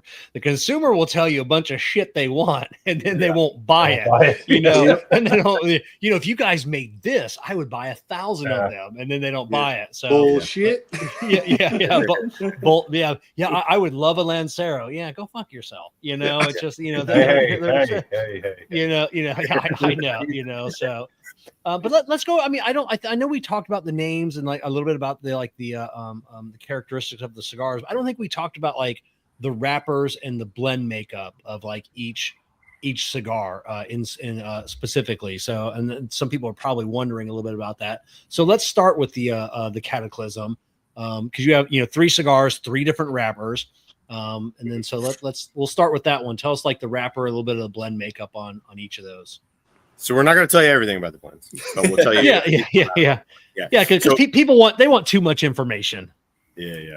So our Cataclysm is an Ecuadorian Habano wrapper. All of our tobacco, all of our filler is 100% Nicaraguan filler. Okay. So everything that we've used up to this point is 100% Nicaraguan. So that one in particular, we utilize some Ometempe. In that blend, we also utilize a little bit of Condega in Cataclysm. But the big thing is it's an Ecuadorian Habano wrapper. The Veiled Mutiny is our Ecuadorian Maduro. Not a lot of Ecuadorian Maduro out there. In fact, we actually had a now really big retailer of ours reach out to us, and they said, "Hey, you're doing an Ecuadorian Maduro. Just out of curiosity, are you rolled by Oveja Negra?" Like, yeah, how'd you know that? Like, because if you go on our website, by the way, if you go on our social media, you don't see a lot. We don't talk about the fact that our cigars are rolled out of Negra, because we don't want it. We don't want people to try us just simply thinking that we're an extension of Blackworks. We want to really survive on our own, right? Yeah, because people will think that hey, I'm getting a Blackworks cigar, exactly. And then when it doesn't taste like anything they produce. It could be a great cigar. We're like, I was a little disappointed. I thought this would be a Blackworks. And good for you guys, because a lot of people will try and sell the factory and not sell themselves and their cigars. Yeah, we use it as an amplifier, not necessarily our primary selling point. Because the reality is that a lot of retailers, one of their first questions is going to be, what factory you rolled out of, because they know that, if I say a specific factory that they don't have a great relationship with, or they've had brands in the past that are rolled out of that factory, and maybe they are constantly running out of inventory, or they're constantly experiencing construction issues, they want to stay away from certain factories. So, we definitely wear that with pride, the fact that we're rolled out of Oveja, but we don't roll in and say, hey, try an Oveja Negra product. But that Ecuadorian Maduro is not a very commonly used wrapper as from a Maduro perspective, and it was something that it's utilized by Oveja to the point to where some people were like, wait a second, is that rolled out of Oveja? And like, yes it is, and that wrapper gave it away. So Veiled Mutiny we utilize in that one, Condega and Ometempe as well, but we also incorporated a little bit of Jalapa in the Veiled Mutiny. And then lastly is Descending Shadows, and that is our Ecuadorian sun-grown wrapper. Again, 100% Nicaraguan filler, and that one is Ometempe, tobacco, Esteli, and just Ometempe and Esteli. So again, different types of Esteli and Ometempe, and different levels, but again, everything is Jalapa, Condega, Esteli, or Ometempe from a filler perspective. Now, what about your new one? What's the wrapper on that one? So that's a Sumatra. That's a Sumatra wrapper, and that one again we're utilizing some Esteli, Ometempe, and Jalapa on that one. So that's we're pretty excited about it. Again, like Andray said, we had 4 blends. I had one that I was like, on paper, man, this thing is gonna be so freaking good, and we got the samples, and I was like, not there.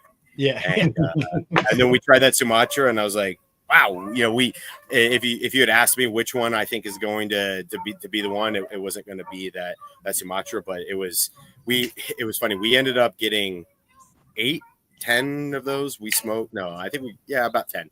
So we ended up smoking each like 3 ourselves, 3 each. And then the other 4 we gave out to a couple different people of all of them. And people were like, it's number 4, whatever number 4 is. And everybody unanimously chose what is now Phantom Fury. So it was pretty right off the bat. It was pretty popular, and it was a unanimous decision.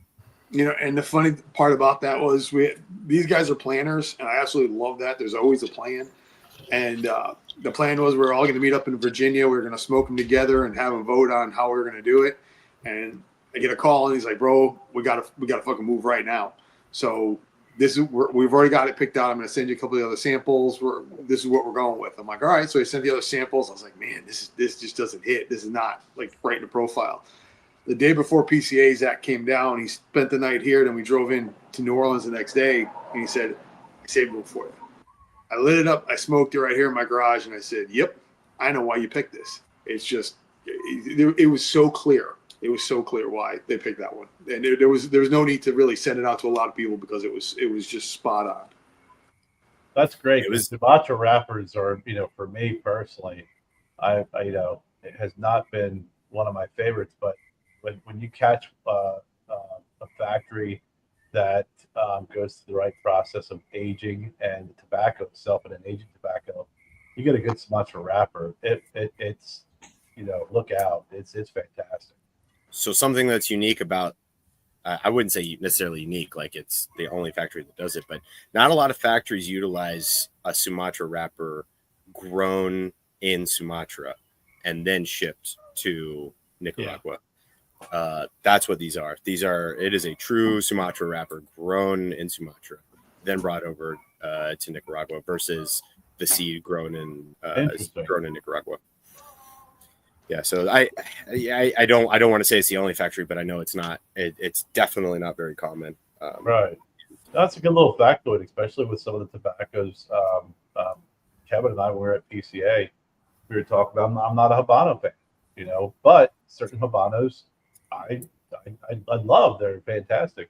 I think it was Dion, right? We were talking to him, and he was talking about the whole process of not only the tobacco itself, but the process of aging it properly.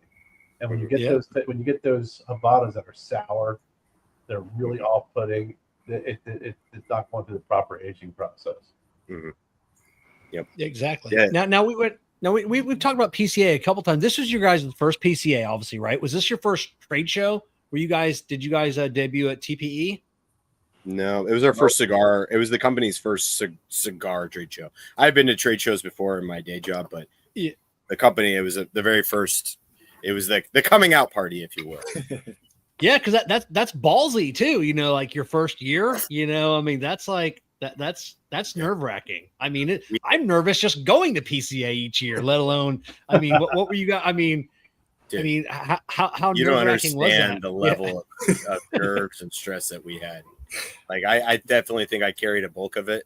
I'm the worry wart. I'm the one that's like trying to plan everything. Dre is very much more like cool and collected. I'm the one that's running around. If I had hair, I'd be the one running around with my hair on fire. But we celebrated our from 1 year from the day that we had received our first order. We celebrated that the week before PCA. So we were like a year and a week old when we went to PCA. And we set up, dude, we went in and we got the smallest booth, a nice little 10 by 10. We set up, brought our own stuff. We didn't have like some big company that set up all of our stuff for us. Andray, John, it was primarily John and I like hauled everything into the hall, set everything up. And yeah, we did everything ourselves, man. We kept it real simple. We didn't want to do anything too crazy and act like we were bigger than we were. We just, we had 3 cigars, 3 facings. You know what I mean? Like people came by and they were like, the simplicity, I think, stood out to some people. I'm sure some people were like, they only have 3 cigars, but that's us, man. Like we wanted our cigars to speak for themselves. We didn't necessarily need a bunch of flash and flair. There's a fine line between flash and flare and simplicity. You don't want, there were a couple of booths that Kerr and I walked by that we didn't interview because it was too simple. I think there was one next to, I can't remember the three guys we interviewed, Kerr, that had three companies interview, but there was a booth next to them, and we'd walk by several times, and each time the guys were eating, they're on their phones, like they just weren't. I'm like, you know what? I'm not feeling that. It's just, if they're not out there, like you guys, every time we walked by, you guys were there, you were talking, greeting people. You weren't, fucking off, like some of the other booths, that we went, that like there was never anybody there. Like, what the hell are these guys? Just like what are you doing? More so engaged with their hoagie than they were with the cups. Our first day there, they look at me. They're like, "Listen, we're going to rely on you a lot for this." And I'm like, "Fucking joke's on you. I've only been to one." Yeah. I'm like, what do you mean you're relying on me? That's one more than us, right? Yeah. So I remember a couple of years ago at the when they had the BCA pavilion, and I tried to get a couple of those guys in for interviews, and every time I walked by, they were at other booths talking to like Pete Johnson, Carlito, and everything else. And you're like, hey guys, this isn't this isn't a fan show here. Get in front of your booths. But did you guys have any like fanboy moments? Like, oh my god, look. Didn't have time. Didn't have time. No, Yeah. there was no time. I didn't hardly meet anybody. I think John actually took me and walked me over to meet Matt Booth, but we were so busy. I didn't meet. I didn't even see Carlito come in. It was Monday, the last day. We were walking in. We were in early, and I saw Matt standing there. I went over, took my picture with him. Zack was parking. I ran over, grabbed Andray. Said, "Come on, let's go. You got to go meet him."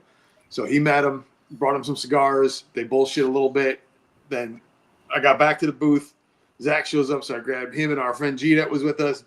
Dragged him over there. They met Matt. I just wanted him to know. Just meet him. Just meet him. So I think that was probably about it. Yep. I mean, Andray and I were glued to the booth. I told John, I was like, dude, go be a peacock, go spread your feathers, go walk around. We brought, like he referenced G. G was walking around as well, and then we also brought another friend, Ashley, and she came and really helped us hold it down at the booth. But it was one of those that like I think Dre, we probably saw 30% of the show, maybe 40% of the show. Dude, we didn't like. We were just. Everybody was like, "Man, make sure you get an opportunity to really go walk around." And I was like, "Man, my number one, exactly what you said. I've been to a lot of trade shows in my day job, and it speaks volumes when like people are there, like talking about their brand, talking about their product, and not distracted. I mean, the amount of times that like Dre or John or especially Ashley, Jesus, she was like the mom there, like keeping us together.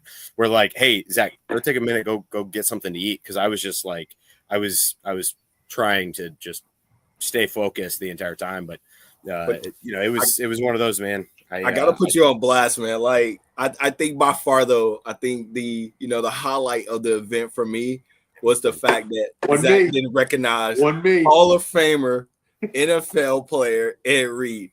I think by far that was the most hilarious moment we had at the PCA. Okay, so before this interview, John goes, I'm going to tell that story. And I go, you tell that story. I'm never inviting you on another podcast or interview again. And naturally, it would be Dre that would say something. So I got to defend myself in this situation. I'm a big football fan. I'm a Broncos fan. I watch a lot of football. I know who Ed Reed is. Okay, it should be said. I know who Ed Reed is. And it was at the end of that first day, man. You're at the booth for like 8 hours. You're up like 3 hours before that. You're setting up your booth. Now you're tearing down your booth, like certain aspects of it. I was smoked. I was like, I was tired. I like the way we tell it better. Honestly. And so our buddy G had met Ed Reed in the past and had pulled him aside while outside of the pavilion and was talking to him. And I looked at the guy and I was like, man, I recognize him. And I assumed it was something from the cigar industry. I assumed it was somebody like I'd met earlier. I was like, he looks really familiar. G introduces him as Ed. That's it. Didn't say, hey, Zack, this is Ed Reed, in which case I would have been, right? This is Ed. And so, he's talking. So all of Ed's cigars are rolled out of the Rojas factory So Ed also owns a brand that is a key part here that I don't know a lot of people know, but he owns a brand. Cigars are really good, by the way. They're rolled out of the Rojas factory, and he works with Lee Marsh and rolling those cigars. So he had mentioned that he works with Lee, and I was like, oh, nice, man. What do you do? What do you do for Lee? Are you like a rep? And he's like, oh man, I own my own brand. And I was like, oh, sweet. And then like G like looks at me like, are you fucking kidding me right now? And so he like looks at me, and so I ended up giving him cigars. Now, it should also be noted that Ed is a wildly approachable guy. He doesn't like give off this aura of like, don't come up and not talk to me. Mm-hmm. I'm like super famous. I'm a Super Bowl winner. I'm a Hall of Fame inductee. Like, I'm one of the best to ever do it. Uh-oh. I got an Amber. Who was that? Oh. Yeah. And so watch, no big deal. And so he was like very approachable. He just seemed like a normal dude. And so we ended up walking away, and he goes, dude, that's Ed freaking Reed. And I like turned around and I was like, oh my God. And I heard the end of it. He asked Ed Reed, he was like, are you Lee's janitor? What do you do over there? No, okay. So don't feel bad, Zach. I was backstage at a Monkees concert once talking with Mickey Dolenz, and there's a group of people talking, and there's like this little tiny guy. I mean, I've told the story before, but talking about a band, I'm like, oh hey, are you in a band as well? And he goes, yeah, AC/DC is Brian Johnson. I had no because you didn't. He wasn't in like when you see someone outside what you normally see them. Yeah, like everybody looks at me like, what the fuck did you just say? Like are you in a band as well? Like I don't care. I like Mickey Dolenz. That's my boy here. So, but it's like out of that element. Like I wasn't expecting to see a Hall of Famer, Hall of Fame football player, one of the best DBs to ever play the game, just walking around PCA. I wasn't ready. Now it should also be noted that these guys claimed that they knew who he was. I don't fucking I had no idea. I'm a Giants fan. I had no idea who Ed Reed was. No idea. I don't. The only one I really knew was G.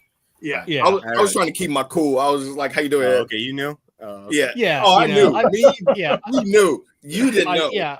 If it was, Peyton Manning, Dan Marino, I would have picked those guys out. But Ed Reed, I don't. Ed Reed's probably 70 years old. I don't even know if I. No. He's only late 40s. He does have a big. Ed Reed's not 40 years old. Late 40s. Late 40s. No way. Look it up. Look it up. And Kerr, you're the lookup. Somebody look it up right now. Ed Reed's got to be close to 60. No. I don't know. Ed Reed is 46 years old. Told you. 46. Good God. What have I done with my life? I'm on apparently added I'm 30 years be to 48 this year, and here, Kevin, Ed Reed played on the Baltimore, Ravens, and was one of the best DBs. He did not play with the Colts and didn't play against play against Terry Bradshaw on those guys. Okay, he's way later than that. Dude. Yeah, for some reason, Such a nice guy, man. Such a nice guy. Absolutely. G, one of the things that he said was like, we're a better known company. 3 or 4 times he was probably like, oh man, guys, thank you so much for your service. Like really, really genuinely good dude. Like the type of dude that you would want to hang out with. Really good guy. That's cool. So how was PCA for you guys? You guys, did you consider it a success? Yes. We learned a lot from PCA. I think we brought in Zack anywhere 13 to 15 new retailers for HDA. And one thing we learned, we're not going to call anyone out, but we got a lot of backlash. Initially a lot of people with negative feedback, like, you guys are so new, I would wait on that. And Zack and I followed our intuition and our gut feeling, and we went with it, and it was a huge success for us. Yeah, we went into it I went into it pretty nervous because after we had already, established that we were getting a booth, we paid for everything, we were planning, people would hear that we're going to PCA and they're like, oh man, you should have told me. That was the quote that I got. You should have told me beforehand. I would have told you not to waste your money. And he's like, this person said that they didn't open up a single account while they're at PCA. And I was like, oh my God, have we, what did we do? But we trusted the process. We I guess made it a pretty good impact. And we ended up opening up, I think something like between 10 and 15 new retailers. It was at least 13 new retailers. we were able. The big thing for us is like we're primarily located on the East Coast, right? So we're Pennsylvania, Virginia, up into like Delaware, North Carolina, South Carolina is where we're predominantly located. Our retail partners are, but we were able to really expand out west, and we already had a shop or two in Texas. We were able to add another one in Texas, and we were able to add a shop out in California and like Minnesota or Washington State, Missouri, Washington State. Like we were able to meet. We were able to open up a lot of accounts with a reach that we might not necessarily already had. But for me, the big thing was, and I say this a lot, the main reason that I'm in this is if it wasn't fun, I don't have the time to not do something that's not fun. I'm busy with a day job. I have a 15-year-old daughter that plays travel softball. I don't have a lot of like just free time laying around, and I'm looking for something to do. This is something that I genuinely get a lot of joy out of HDA. I really, really do. And being able to go and meet people, hear their stories, connect with people, and be able to share a product that I'm very passionate about. That's the best part about this job. Some people ask like, hey, would you mind coming out and maybe coming and doing an event at our lounge? And it's almost like tentative or not tentative, but hesitant. And I'm always like, yeah, Dre and I would love to, or, John, if he's handling an event, he likes going and doing these events. It's something that we really enjoy doing. My favorite part about this job is not mailing off boxes. It's not paying for orders. It's not stocking our humidor. My favorite part of the job is going to a lounge, meeting people, telling them about our cigars, and then seeing them enjoy the cigar and order more, or going to a lounge and people being like, dude, I love HE. I've been waiting for you guys to come. I can't wait. I was waiting to meet you guys. And people that have seen us either on podcast or, have smoked us before, like that's my favorite part. And that is something that I absolutely loved about PCA was meeting these people that, maybe I necessarily wouldn't have been able to meet prior. Definitely RJ. Give them a shot. Great stuff. We had a chance one of the nights. What I enjoyed about the difference between Vegas and New Orleans was the after parties that were actually what they were supposed to be, was that meet and greet and that chance to really talk to people that you're not going to get a chance to talk to on the floor, and setting up those appointments for the next day or whatever. And we had a chance to meet Island Jim. And, fucking cool dude, man. And we were located down by the bathrooms next to the coffee, so it was a perfect location for us. And I ended up getting one of our friends dubbed me the meat gazer, because as people were coming out of the bathroom, I was calling them over to the booth. So I see Island Jim coming out of the bathroom, and I go and I grab him and I introduce him to the guys. And it was just like, for me, that was the importance of just recognizing some of the people that I'm used to seeing and people that I know, that I met from the year before, that I've got a relationship with, and bringing them over to the booth to meet the guys, because once I can get them into their hands, they can tell their story, and they can, and that's in the boutique end of it. The story sells the cigars. The stories make it, because it's such a connection to a lot of people, and that to me was very important. Was just getting that main introduction, because we can walk in and talk about it, but when you hear it from the guy that lived it, that's a whole different feel. Have you guys tried to get this place down in St. Augustine? Island Gem, Leaf and Beam. Yeah. Yep. Oh, down in St. Augustine. Up in Pittsburgh, actually. Yep. We got in Pittsburgh, and I actually ran into him at my old Kentucky Herf, and he recognized me. We sat around, we bullshit for a little bit, and it's just a cool connection. Yeah, he's got a great shop that's been open about a year now down in St. Augustine. Our son goes to Flagler, so every time we go down there, that's our big stop and hangout. And he's for how big the humidor is, he's got a great selection of boutique cigars. He believes in it, big time. You could tell. You could tell that's like a big emphasis for his shop, and that's where we connect most with people. I mean, hearing the stories, I'm going to give a shout out to one lounge in particular. I would say the one that made the biggest impact on me was it was War Wagon. War Wagon. If you haven't met those guys, it's a husband and wife. I mean, super awesome people. Like, absolutely. Every day they came back to our booth, checked in, said hi, shot the shit for a little bit, and they came back the very last day and they decided to open up an account.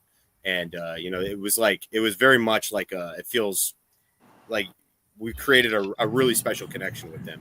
And maybe they're definitely not our biggest account, but it was one that really made an impression on us. And it was something that, like, hearing a lot of those stories about how they started, and then where they're growing, how they've grown, and then where they're growing to, and how they're planning on getting bigger. And they're just super supportive of us, and we're excited to be supportive of them. Like those types of stories and those types of people that we got to meet at PCA. I mean, that's really what it's building those relationships, because we've talked to hundreds of brand owners, and there have been quite a few that said that we had a little mom and pop take us on when we were just up and coming, and they bought a couple boxes, and now it's still just a little mom and pop, but they sell a ton of our cigars because it's at that relationship that you build. And it's keeping that relationship. I've heard from brick and mortars on the flip side, they'll pick up a new boutique at a show or something, and then they never hear from the company again. Like they never hear from a principal, they never hear from anybody in the sales, and it's just like, when the boxes run out, it's like, I mean, if they don't care enough to at least give us a call, we don't, they're not going to support us. We're definitely, no reason to support them. So do you guys have a plan of like, hey, we got to make sure we're, we got this list here. We got to make sure we're calling them, not too often, because you don't want to bug them either, but just often enough to make them realize that you're still thinking about them. Yeah, I got to say, again, shout out to my partner, man, Zack. I mean, he's all over it. I mean, I work in, places where, my cell phone's not always accessible. But, my partner, Zack, man, he makes it happen. I mean, he has an Excel spreadsheet. He's on it, man. And he's always firing emails to check up on, the customers and stuff, and the retailers to ensure they have what they need. And if they want us to come out, he's on it. I mean, I couldn't ask for a better business partner. And I hear horror stories about people who went into business with other individuals and then not working out. But man, I mean, like I said, we're ebony and ivory. I mean, we make jokes. Now wives make jokes, that we're like married. So yeah, man.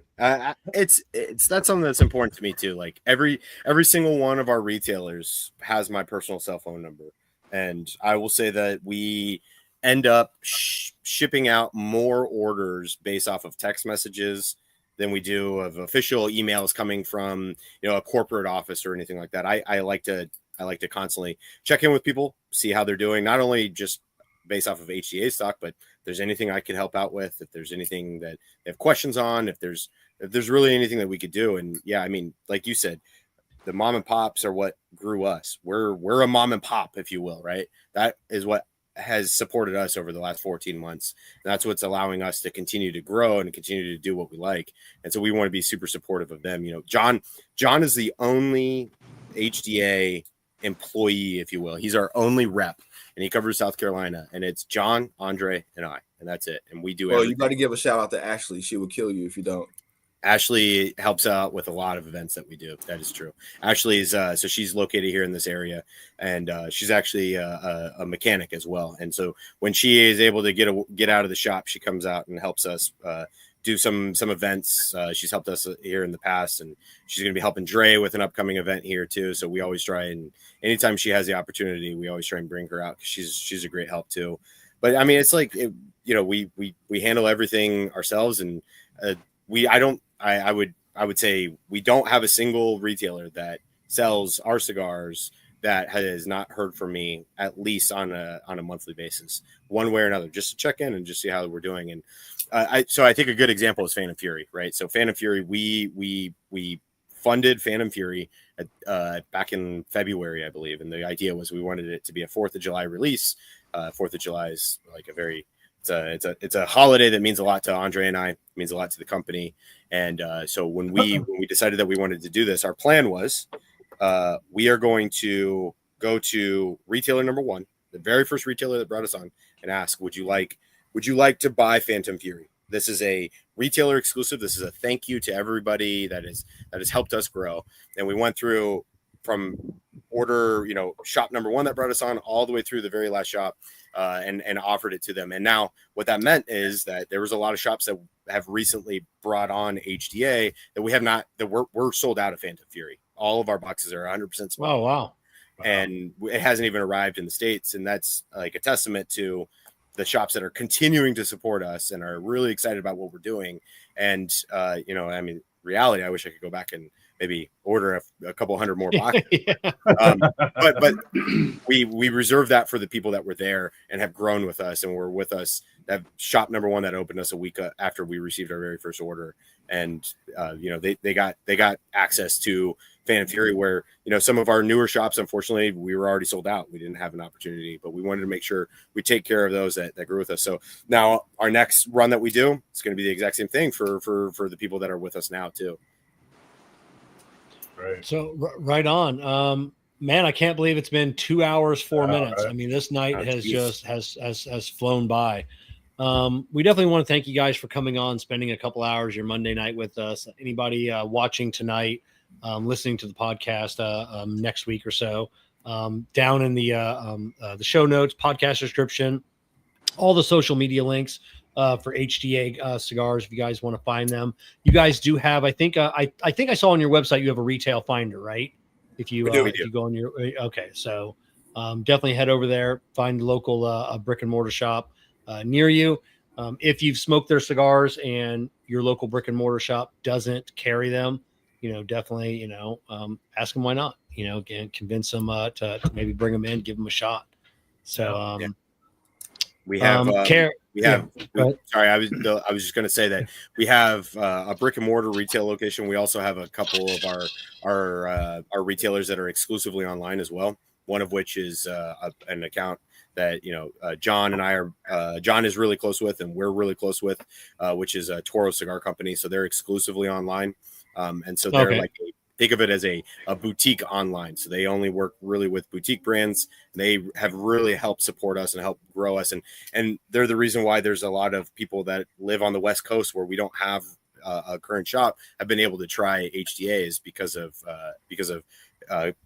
you know, online retailers like there he is. There's Mike. There he is, dude.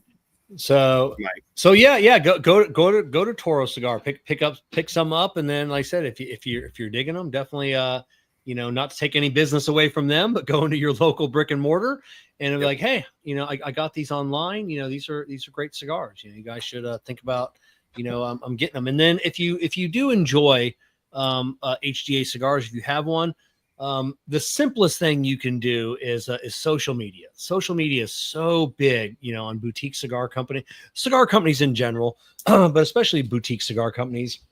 You know, take a picture, throw it up on Instagram, throw it up on Facebook. You know, it only takes a couple minutes. Twitter, whatever your thing is, and just tag HDA. You know, and just, you know, leave it at that. You know, and then it's just such a big. Social media is tough, you know, so, and it's, you guys have full-time jobs. So I know it's same here. I have a full-time job, and, you know, trying to, you know, do social media at the same time. It's tough sometimes. So it's nice when other people are kind of helping you rep your stuff for you by at least, you know, throwing up a picture. So definitely anybody out there, throw up a picture, give them some social media love. Yeah. And if you ever end up tagging us, I always try and, you know, repost that at a minimum into our stories. And if you ever end up like interacting with HDA on Instagram or Facebook, that would be yours truly. So you're literally talking to me. You're not talking to somebody else. So right on. Kerr, any closing thoughts, comments, questions, concerns? None of the above. Thanks for coming on, guys. Great to see you guys again. I was glad I walked in Harrisburg Beer and Wine. When, yeah, man. I'm kidding. Me too. Got a chance to meet you guys that day.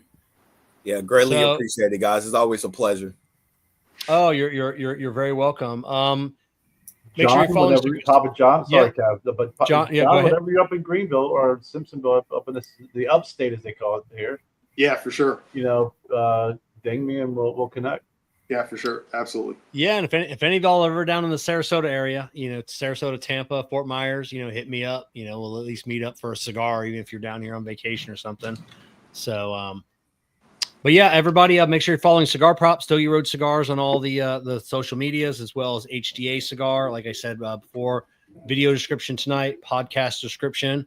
We'll be Kerr and I will be back next Monday night with a Puff and Ponder podcast. be back in a couple weeks for another I Tap That cigar show, and we'll see everybody here next time around. Peace.